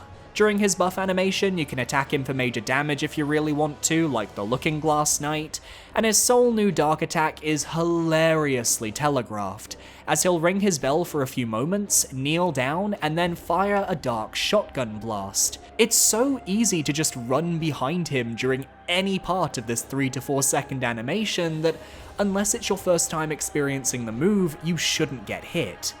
His only attack that really got me was his thrust, as the range of his hammer is extremely long, and him poking me with the blunt end of his weapon became a regular occurrence throughout the fight. The fight has a cool setup, and having 2 phases is a nice touch, but the fight isn't very challenging, and Velstadt is pretty slow. I think this fight is somewhat overhyped by some people, and while I think it's good, it doesn't particularly stand out gameplay-wise. Yeah, that's a hot take to be sure. I think Velstadt is one of the cooler fights from the base game, but he reminds me now of the Penetrator from Demon's Souls. A very cool fight for the point in time when the game was made, but heavily overshadowed in both appearance and difficulty by modern bosses. I still think the bell chiming to his weapon is one of the coolest atmospheric touches in any Soulsborne fight though. Ironically, most of the Velstadt voter comments aren't talking about his fight. It's either about how he can be summoned for Alana, or how his helmet can trigger Fume Knight's phase 2. But there is one person who really wanted to get their feelings for Velstadt off their chest. Velstadt is the biggest joke of a boss ever. This nerd with an oversized bell as a weapon? What a loser. His helmet looks stupid as hell as well. Doesn't help his name sucks as well. Velstadt, the Royal Aegis. What kind of name is that? It's no Sir Rame. Not that I would know anyone called that. Imagine also using hexes, not something cool like Dark Flame. Velstadt is the worst boss in the franchise, and he's absolute rubbish, especially when compared to the beautiful, strong, and sexy Fume Knight. Remember kids, I'm the best. I mean, Fume Knight is the peak of Dark Souls. Everyone wishes they were him. Not the Fume Knight trying to get Velstadt cancelled by the Souls community on 2024. If I start seeing hashtag cancel Velstadt in the comments and on Twitter, I am going to scream. At number 12, we have the Throne Watcher and Throne Defender, who scored a total average of 6.1 out of 10. The first boss fight of the Throne of Want, you can face them any time after obtaining the King's Ring. Either leave them till the end of the game and do a 3-boss gauntlet, or kill them early and give yourself a breather. They are the hardest of the final 3 fights, but that's not exactly the biggest challenge when Nashandra and Aldia are the competition. This duo uses the tried and true formula of a smaller, more aggressive enemy paired with a larger, more defensive enemy. But whichever you attack, I found the pair to both be relatively aggressive to the same extent. They also like to stay bunched together, which is very different for a gank fight of this nature. It allowed me to get a lot of double hits, but also gave them the opportunity to attack me back the same way. The Defender buffs his weapon with lightning, while the Watcher buffs her weapon with magic at half health, so if you don't have good elemental resistance, you will want to end this fight quickly. The challenge comes from that when one boss goes down, the other boss will revive their companion to full health after a small period of time. The gimmick of this fight is that you need to kill both bosses at the same time. Sometimes you get an easy run where they stay bunched up and their aggression is pretty lax. Other times you'll find yourself getting clipped by the Watcher's sword combos. As you can see, they killed me once in this recorded run. I got too cocky and they took advantage. This would be fine if the boss run back didn't involve having to wait for the King's Door to open every single time you wanted to go and rematch them. Slow ass animation. I will never understand how most people can easily beat Throne Watcher and Defender. I genuinely can never solo them, even with 2 summons, and it takes me at least 20 attempts and I hate it, sad face. I just have a big weapon and make sure it hits both of them at the same time, plus a lot of running away so I can get distance and plan my next attack. They're a brutal fight, especially if you're killing them with a lower DPS build, as you have to do so much more work to get them into a killable state. After 7 years, I still dread Throne Watcher and Defender on every playthrough. I absolutely hate this boss despite beating them numerous times. The hardest part of Soul Level 1, annoying in normal runs, contender for worst gank fight in the series. Alright, they're not even in my bottom 10, I think we're being a bit dramatic, but I respect that the Soul Level 1 run might have informed the decision somewhat. I don't know what that experience is like, but as I said to the last voter comment, fighting these guys with less damage or less health feels like an exercise in hell itself.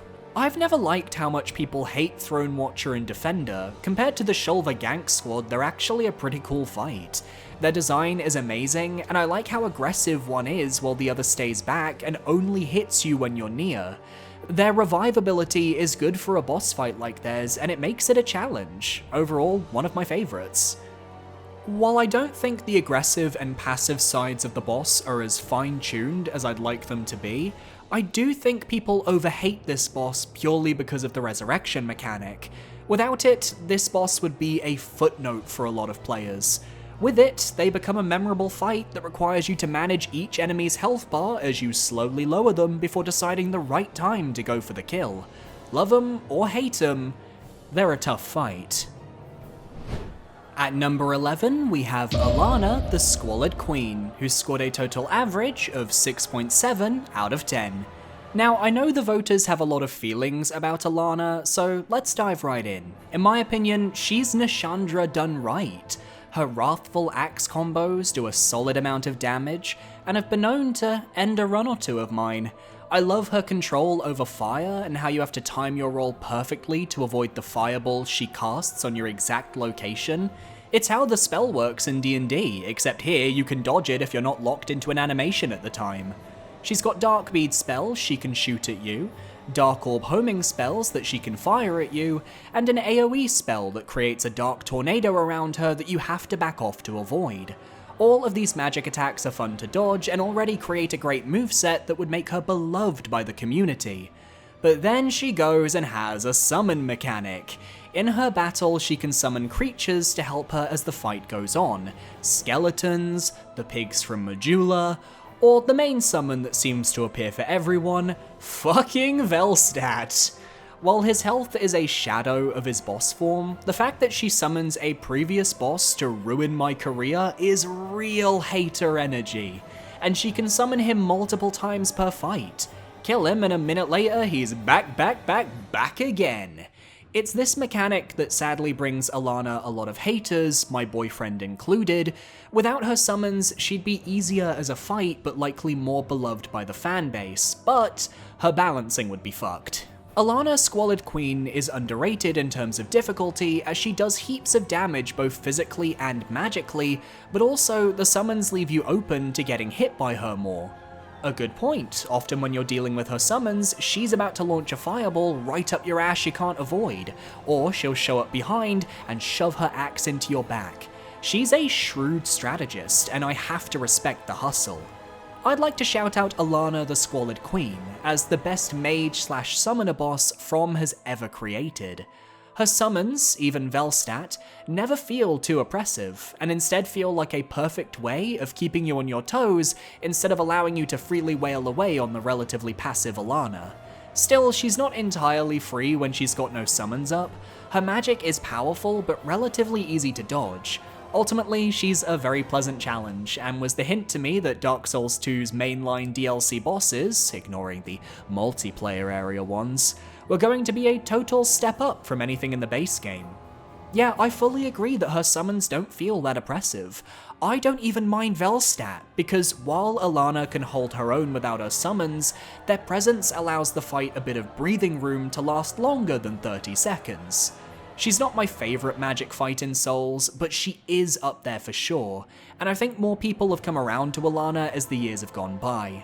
That bitch Alanna, while not the hardest boss in the game, killed me the most. She has some of the dumbest spells in the game, as well as an axe that does ridiculous damage, and while this might be manageable on her own, they gave her the ability to summon, including Velstadt. Putting her with one of the hardest bosses in the main game sucks, as Velstadt was already a tricky boss. So having to watch for Alanna's annoying spells all throughout makes this fight more of a chore. So in conclusion, I believe we should track down the person who had this idea, and he should be forced to walk the circumference of the earth twice while making them wear shoes as hot as the surface of the sun. Okay, Diva, everyone is fully entitled to their experience, and if Alana's moveset didn't vibe with you, that's totally fair. But I can't help feeling if you take away any aspect of her moveset, like her Fire Swathe spell or her summoning, she loses any semblance of balance, and I don't think it's that bad. Sound off in the comments below, I'd be curious to see what you all think. At number 10, we have the Smelter Demon, who scored a total average of 6.83 out of 10. Now, I haven't read the voter comments yet, but I sincerely hope we're all in agreement that the Smelter Demon is one of the best balanced fights in the base game, because you can compare him to pretty much every boss from the base game, and he comes out looking better than them. The Smelter Demon's difficulty is based around his impressive combo game, and his wide, sweeping hitboxes that are able to clip players looking to roll out of the way too early. His tracking is good, but not too good, so you've got some wiggle room, and his damage output matched my own in a way that made the fight feel balanced and fresh. Some of his animations are way faster than I expect from Dark Souls 2, which is what catches many players off guard. He's got an AoE he can let loose if you're too aggressive, which will knock you back, and at various points of the fight, he'll buff his sword by plunging it into the furnace on his stomach. Doing this creates a flaming aura that slowly saps away your health if you're too close to the boss, forcing you to keep your distance until it dissipates. It's a simple mechanic, but gets the player keeping track of their positioning, their movements, and their greed. The best boss up to this point, and also the first wall I hit in my playthrough, it has a pretty large health pool for this point in the game, and its attacks hit pretty hard. This is also the first fight that significantly changes with time, as the demon has 3 phases, each of which is harder than the last. The Smelter Demon to me at least feels like a fair spike in difficulty because it's such a well-structured battle. Every choice feels deliberate, well-timed, and well-paced. The only downside, as I'm sure the voters will point out, is that he has one of the worst boss runbacks in the history of the franchise. Alon Knights will make you suffer to get that rematch. The Smelter Demons, Red and Blue, are some really great bosses bogged down by horrendous runbacks. While yes, that does not impact the quality of the boss, it does heavily influence the enjoyment of it. They fight fast mechanically, and the game actually does do something with the whole being on fire thing. Yeah, the Smelter Demons actually taking advantage of a boss being on fire was a genius move. While I understand why future games haven't bothered to bring back this mechanic, I like that it ends up being a feature unique to them, and it adds to their unique brand of difficulty.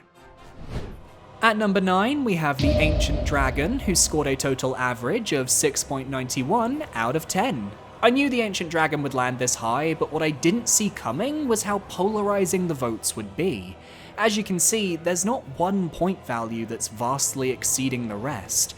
And that's not even taking into account how he got 83 votes for least favorite boss, and is the only boss in the top 25 to not get a single vote for favorite boss. So as this boss is polarizing, why would people find the Ancient Dragon easy? He has an incredibly predictable moveset that can be taken advantage of, and as long as you have the patience, you can outlast this beast without breaking a sweat.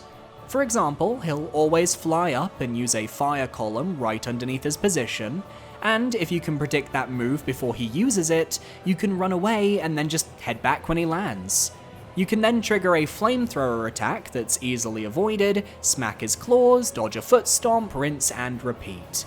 In fact, this is how I was able to kill him on my first ever attempt. But for as easy as his moveset is to predict, we're forgetting the very simple fact that this is one of the tankiest bosses in the game, a vast health pool combined with every attack having the potential to one or two shot the player. In other words, sure, the moveset is simple to predict, but make one mistake and you're starting back from square one. This fight can take up to 10 minutes if you're unlucky, and God forbid you're playing on the original 2014 edition of the game. If you do that, you have to face a runback where every enemy in the Dragon Shrine is aggroed onto you. A rare Scholar of the First Sin W that they got rid of that. I chose the Ancient Dragon as my least favourite boss because his difficulty is too dependent on the way you choose to fight him. You can either try to beat him fair and square like a normal boss fight, or you can stick yourself inside his back toes, which could be considered as cheesing the boss. You fight him one way and he's the most difficult boss fight in the game, or you fight him the other way and he's the easiest boss fight in the game, and neither way is enjoyable.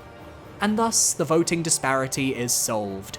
For do you rank this boss based on the proper experience of fighting him without cheese, or do you pile on the queso and punish him for his weaknesses? That is down to the voters, I won't swing anyone either way, but despite first trying him, I found the concentration needed to take this boss down very mentally taxing, and for me, that's an aspect of difficulty. Ancient Dragon to me represents not a failed attempt at a good idea, such as Dark Souls 1's Bed of Chaos, but a genuinely awful design that I can't fathom it making it into the final game.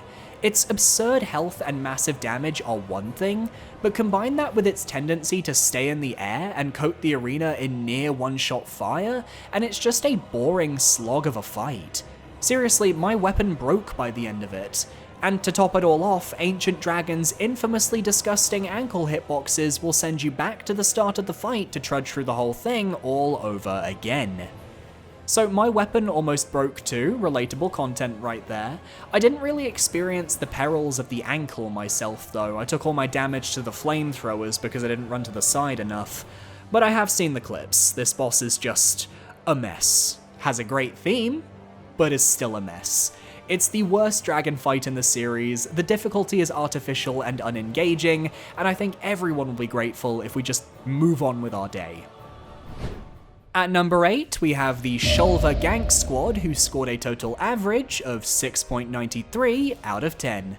The difficulty of this fight comes solely from the player's ability to handle PvP-style encounters, because for most of the battle, I actually think this trio are bearable. Not good, not great, just bearable. The archer hangs back, which allows you to run up and begin pressuring them, and if you've made enough distance, it'll take a moment for the other two to catch up, and then taking them down is just an exercise in patience. That is, unless you get backstabbed. A single backstab by Varg will end your run, as his Dragon's Tooth will one-shot you if it connects. It's an extremely cheap form of difficulty where the other two NPCs feel well balanced and have counterplay, but Varg is just like, oh, you've killed my friends?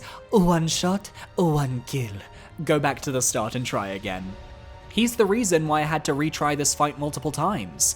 Serra's arrows are easy to combat, Afflicted Grave Robber can do healthy damage, but you can at least trade attacks. Varg just ruins the flow of the fight, and for what?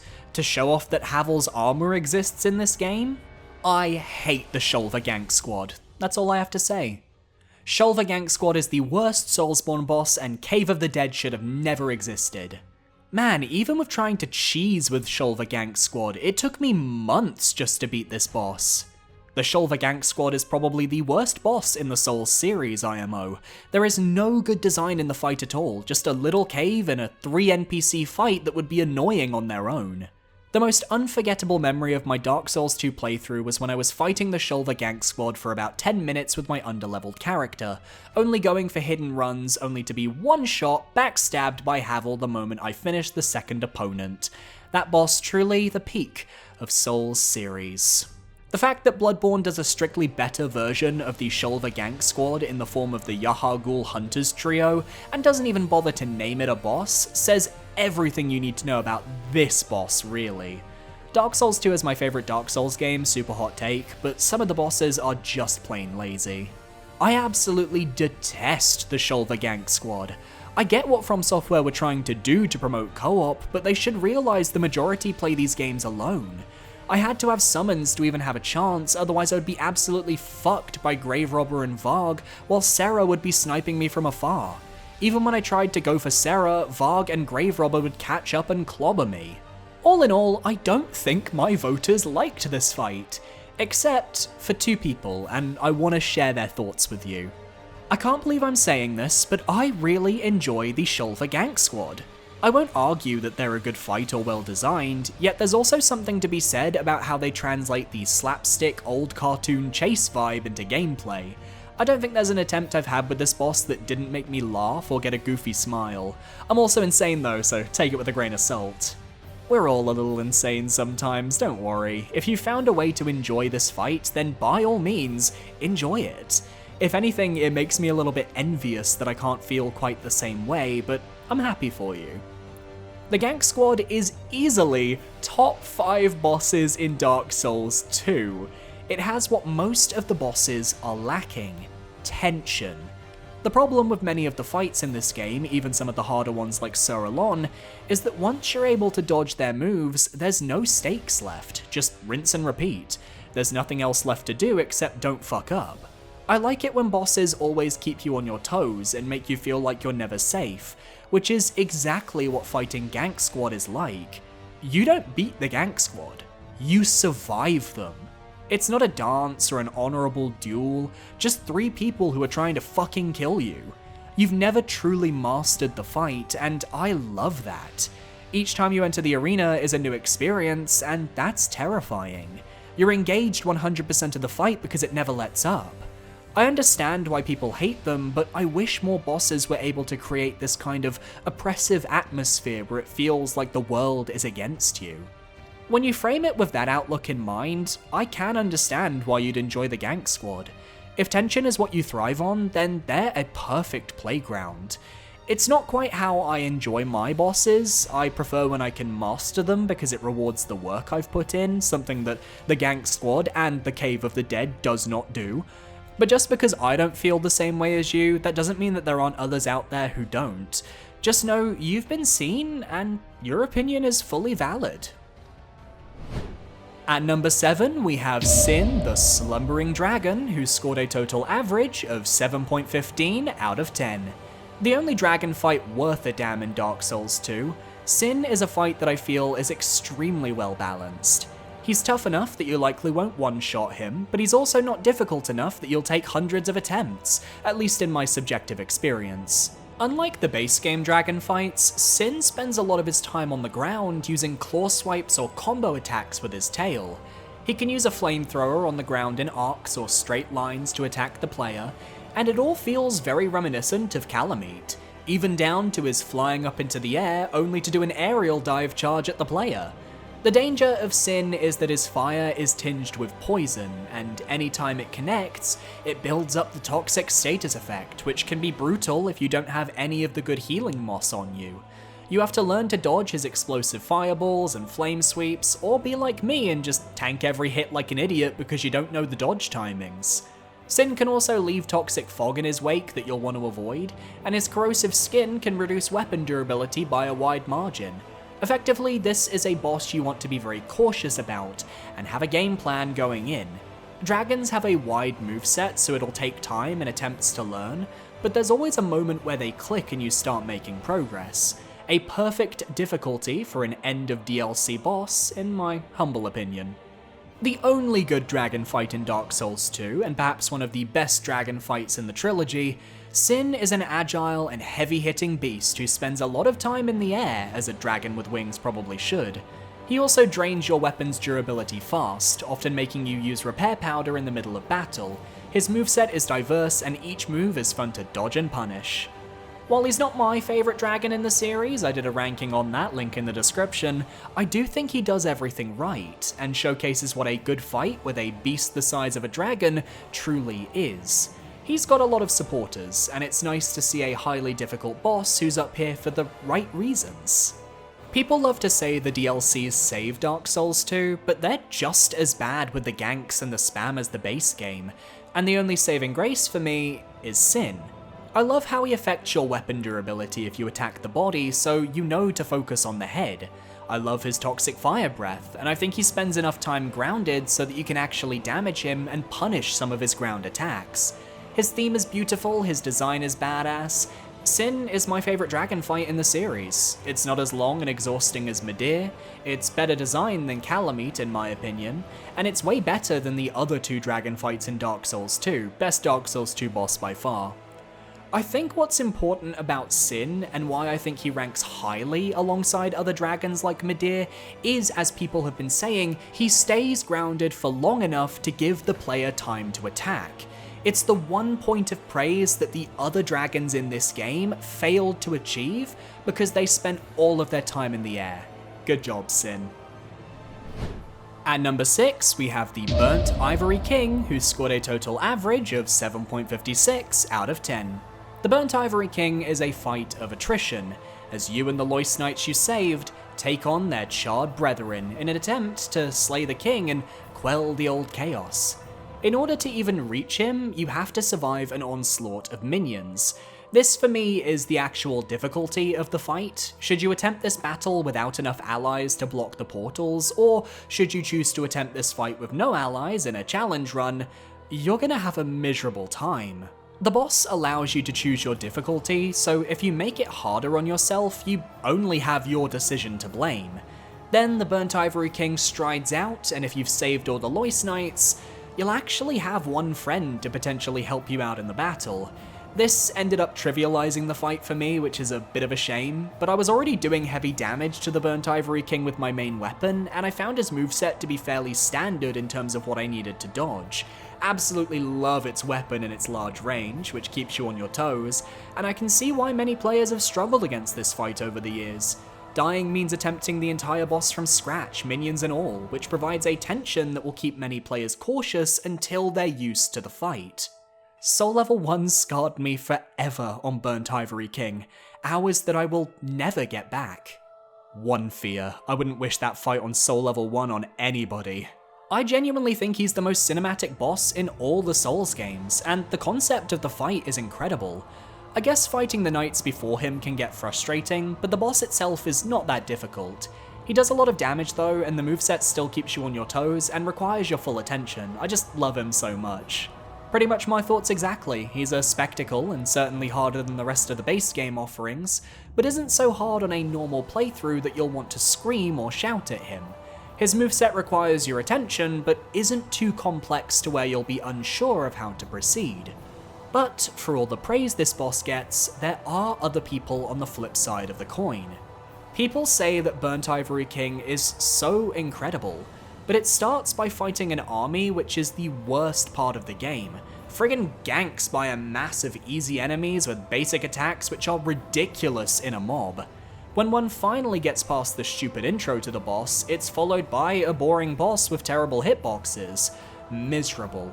For all the cinematic drama, pomp, and circumstance, we're left with a terrible experience which is absolutely frustrating for all the wrong reasons and miserable to get through. Now, I personally haven't experienced these bad hitboxes myself, but I do think that once he breaks out the magic part of his sword, that it can be very hard to tell where the sword ends and how far away is actually safe. And that I could see being frustrating if gameplay is your focal enjoyment. And I do agree that killing the army every time you want to retry the boss can get tedious and exhausting after a while. They're basic enemies, but they're also endgame enemies, which means they can do a lot of damage. It's just a part of the boss run back, but it's baked into the fight itself, and I'm not mad they're not using this mechanic anymore. At number 5, we have Woedenaz, the King's Pets, who scored a total average of 7.83 out of 10. Anybody who recently watched my hardest bosses in Soulsborne video may be aware that I've thrown out the hot take that Lud and Zalin are my hardest fight in Dark Souls 2. Why is this? Well, they're a gank fight that uses Aaviir's moveset, which is already pretty tricky to dodge at the best of times. They're very mobile, which means that when you're about to kill one boss and the other jumps in, there's a 50-50 chance that that first boss will jump away before you can kill it, and thus they will start piling on the damage. If you can kill Lud, you'll be fine, but having both Lud and Zalin attacking you at the same time is a nightmare. Combine that with the surviving cat being able to buff themselves for more damage, but also being able to heal themselves from damage as well, and you've got a boss that can feel extremely frustrating. Doubly so when you remember that in order to face them, you have to trudge through Reindeer Fuckland every single time.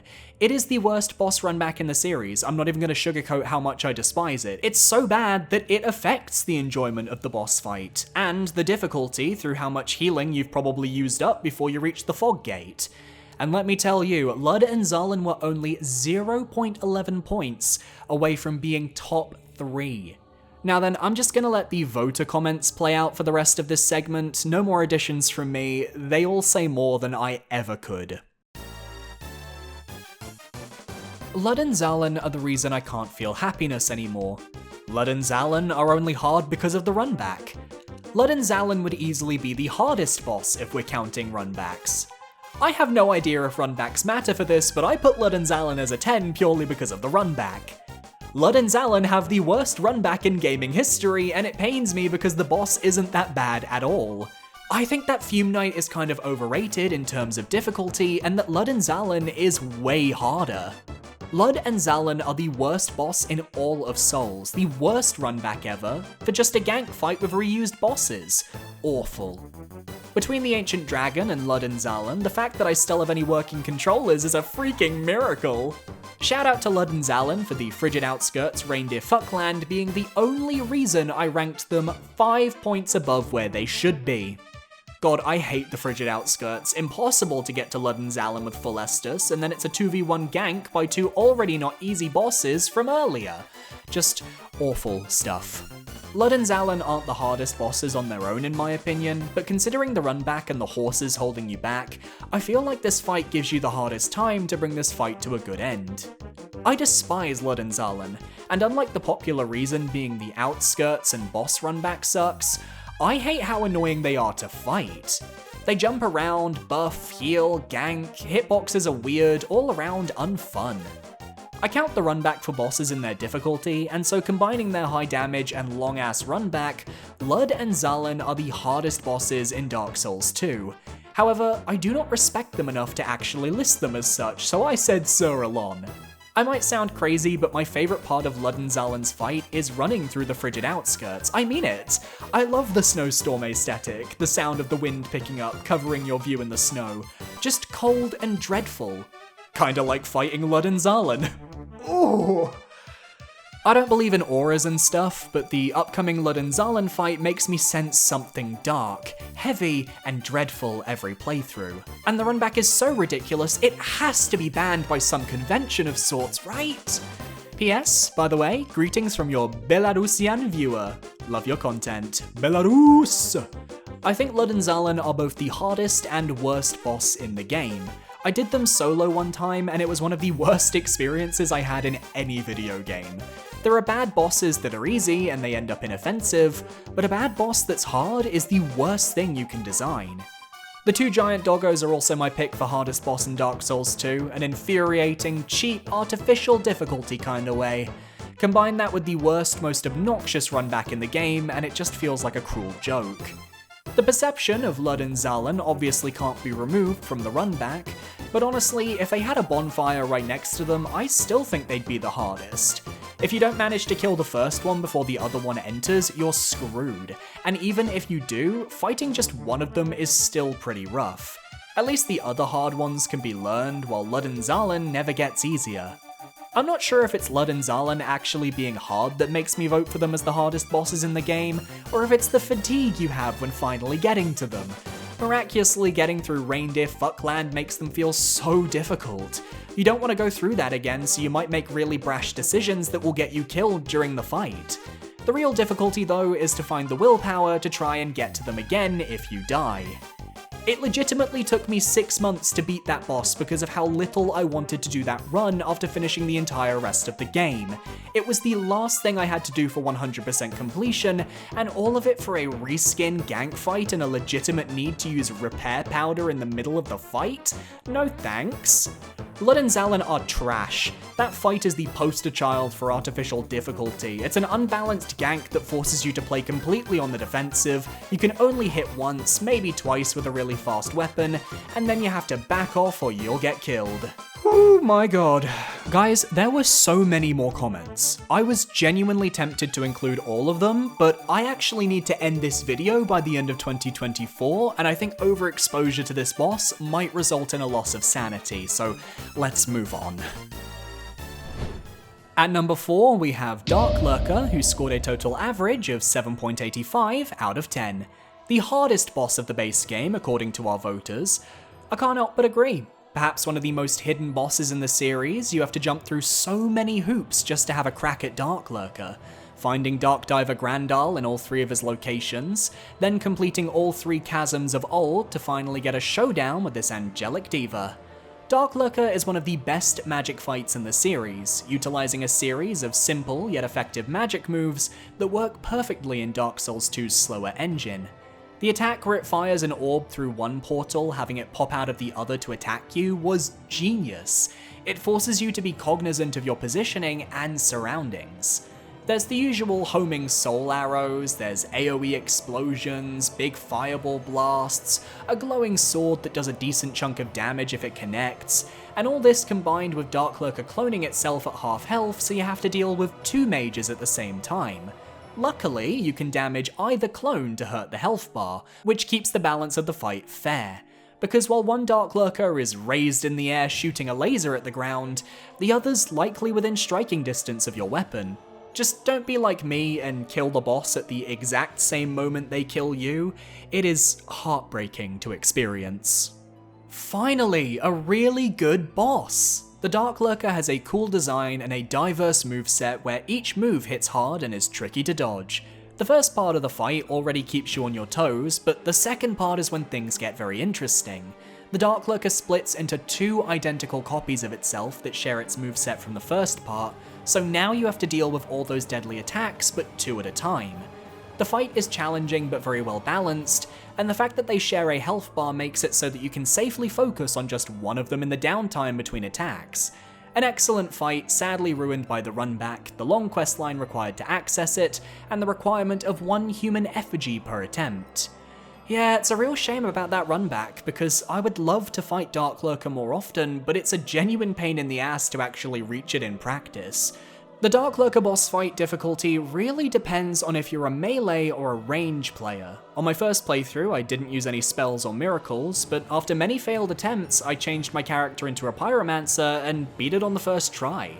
To be fair, you can say this about most of the boss fights in these games. Magical pyromancies are always going to be a strong alternative to the melee game that most bosses aren't prepared to face.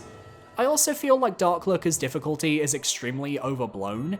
As long as you pay attention to them, locked off, it's extremely easy to dodge every single one of their attacks.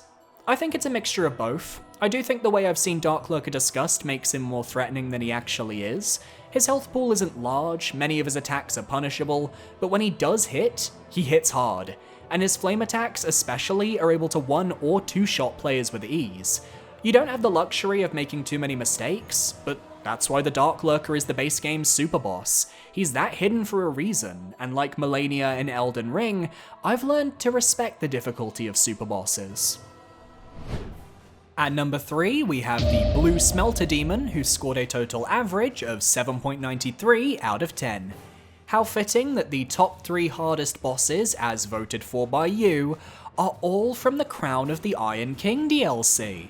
Blue Smelter Demon takes what was already a difficult fight and updates it so that it feels fresh and unique. I'm not just talking about a blue coat of paint either, but the way Blue Smelter's attacks have completely different timings to their red counterpart, which challenges the muscle memory that players will have built against the original boss. It is the perfect way to do a reskin. I found Blue Smelter was far more interested in using his AoE attacks to blast the player back when within range, which already meant I couldn't damage the boss as quickly as I would have liked. He's got the usual flame aura of the base game fight, but his movement speed feels like it's ripped straight out of Dark Souls 3, and it's why I ended up enjoying the challenge of this fight more than most. It feels familiar, like the team was finally finding their groove, and I think if Blue Smelter wasn't at the end of the Iron Passage, he would be way more beloved than he is. Hot take, Blue Smelter Demon doesn't get as much love as he deserves just because he's a reskin. If he was a standalone boss, he would get a ton of love and is arguably a top 3 boss in the game, with the way he changes up his delays and his design is awesome. Is he Cerulon or Fume Knight level? No. But is he an awesome boss IMO that deserves more love? His awful runback also doesn't help his legacy. Yes. Oh wow, did I write this? I'm glad to see I'm not the only Blue Smelter truther in the fanbase. I'm probably alone when I say that the Blue Smelter Demon is my favourite boss. It takes what I consider to be the best boss in the main game and changes the moveset and ups the difficulty. Ironically, I feel the same way, but I'd consider the base game Smelter Demon harder than the blue variant. I'm just more used to the pacing of the Blue Boy's moveset myself thanks to future games retroactively prepping me. But sadly, there are some who feel the opposite, and it is my job to be their voice. Blue Smelter Demon is a combination of the laziest and most disappointing boss fights in the entire series. Fume Knight should have been the final boss of that DLC. Respectfully, I disagree, and I don't necessarily feel like your opinion was fleshed out enough for me to understand why you feel that way. Also, you can fight Blue Smelter before you reach Fume Knight. Sir Alon is the final boss of that DLC, and he's not even mentioned in your comment. Suspicious. One thing I want to mention is that Blue Smelter Demon, while not the hardest boss for me, is deceptively hard. Something about his hitboxes feels truly broken and throws me off every time to the point that it would make me genuinely miserable fighting him. It felt like I had multiple attempts where I would get close to beating it, but get comboed by its demanding and punishing attacks. Also just wanted to add a little note at the end, keep up the excellent work, you're my favourite Souls YouTuber, and I can't wait to be able to watch more of your vids once I play Sekiro, Elden Ring, and Bloodborne. I can't say I've experienced the wonky hitboxes in my playthrough, but I really don't doubt the validity of your claim. I've seen it around a lot, it's a valid critique, and in a game like Dark Souls 2 where the hitboxes are a mess on most of the bosses, it can get exhausting that late in the game. And thank you, by the way, for the kind words, I really appreciate it. It feels absolutely surreal to hear people call me their favorite Souls YouTuber when people like Rusty and VatiVidya and everyone else exists, but thank you so much. Onwards to number 2. At number 2, we have Sir Alon, who scored a total average of 8.6 out of 10. No matter how you rank Dark Souls 2's bosses, it always comes down to Sir Alon and the Fume Knight for supremacy, and even now they're fighting for the top spot. Sir Alon is a test of patience and a test of nerve, from the irritating boss run back that puts you on edge as you think, I don't want to do that again each time you enter the boss arena, to the sheer speed at which Sir Alon's attacks comes out. He's the exact opposite of the slow yet powerful presence of the Fume Knight. Dodging inwards into Sir Alon's right will allow you to avoid almost every attack he can throw at you, but the timing in which his attacks release are so fast that just knowing how to effectively counter him isn't enough to succeed at the fight. But it makes sense that he'd have a very simple method of dodging. After all, people need a way to see his custom seppuku animation if you beat him hitless. For me, it's his Dark Wave attack that always catches me off guard the most, that or his uppercut with the katana, which is easily his fastest and most reliable move. Then there's his grab, which has one of the most broken hitboxes in the game, and if it connects, you'll be drained of health while he buffs his sword, making him stronger and more deadly. Yay! You have to have pixel-perfect reaction speed, and you have to ensure that he doesn't back himself up into a corner of the arena where you can't dodge around him. Otherwise, he and the camera will become your fiercest enemy. He's the second most loved boss from the voters at a solid 159 votes for best boss, so let's let them talk about him. My favourite boss fight in the game, this fight is a true duel between two equals. No gimmicks, ranged attacks or AoEs, just swords clashing. There's almost nothing bad about this fight. The arena and presentation are beautiful, the music is excellent, and Sir Alon's moveset is near perfect, with fast but delayed attacks and deadly combos. He technically does have that one ranged move which he breaks out as he loses health, the Dark Wave, but if you stay close you won't see it that often. I agree though, he is a fabulous boss, one of the best from Dark Souls 2, and he takes the concept of a true simple duel to its perfect conclusion. Also one of the best arenas in the series. Mechanically, the best Dark Souls 2 boss. Fast combo attacks but without much tracking, lunge attacks that he does after a back jump, even a couple of special attacks like his projectile slash, and who could forget his grab thrust attack which charges him and increases both his aggression and damage. From the Dark Souls 2 bosses, I always thought that the B-Team finally understood that Dark Souls 2 combat is not about rolling, but about positioning. A lot of his attacks can be sidestepped, but Alon is not easy because of that like the Pursuer. That is a valid point. He has the exact same weakness as the Pursuer, but his faster attacks and more aggressive movement ensures that taking advantage of said weakness isn't a surefire thing. Love that. Serylon is up there with Gwyn for the least amount of healing windows out of any boss in the trilogy, roughly 0 that is. Tried to heal at point blank? Grab. Tried to heal across the entire arena? Immediate input read and the longest variation of his charge that hits anywhere on the arena and comes out too fast for you to be able to roll. Thanks Dark Souls 2 Estus animation. Tried to heal anywhere else? He either charges you or just runs up and bitch slaps you with one of the many combos he has. It's to the point where you can literally start drinking when he's still in the middle of a combo, and you'll still most likely get hit before being able to roll. You also cannot parry him, dude with a katana, but he can parry you, dude with an ultra greatsword. Still fucking love him and his goofy flaw though. Oh, and also the theme is the best out of any Dark Souls 2 boss theme. Both he and our number 1 share the distinction of being absolute beasts when it comes to stopping players from panic healing.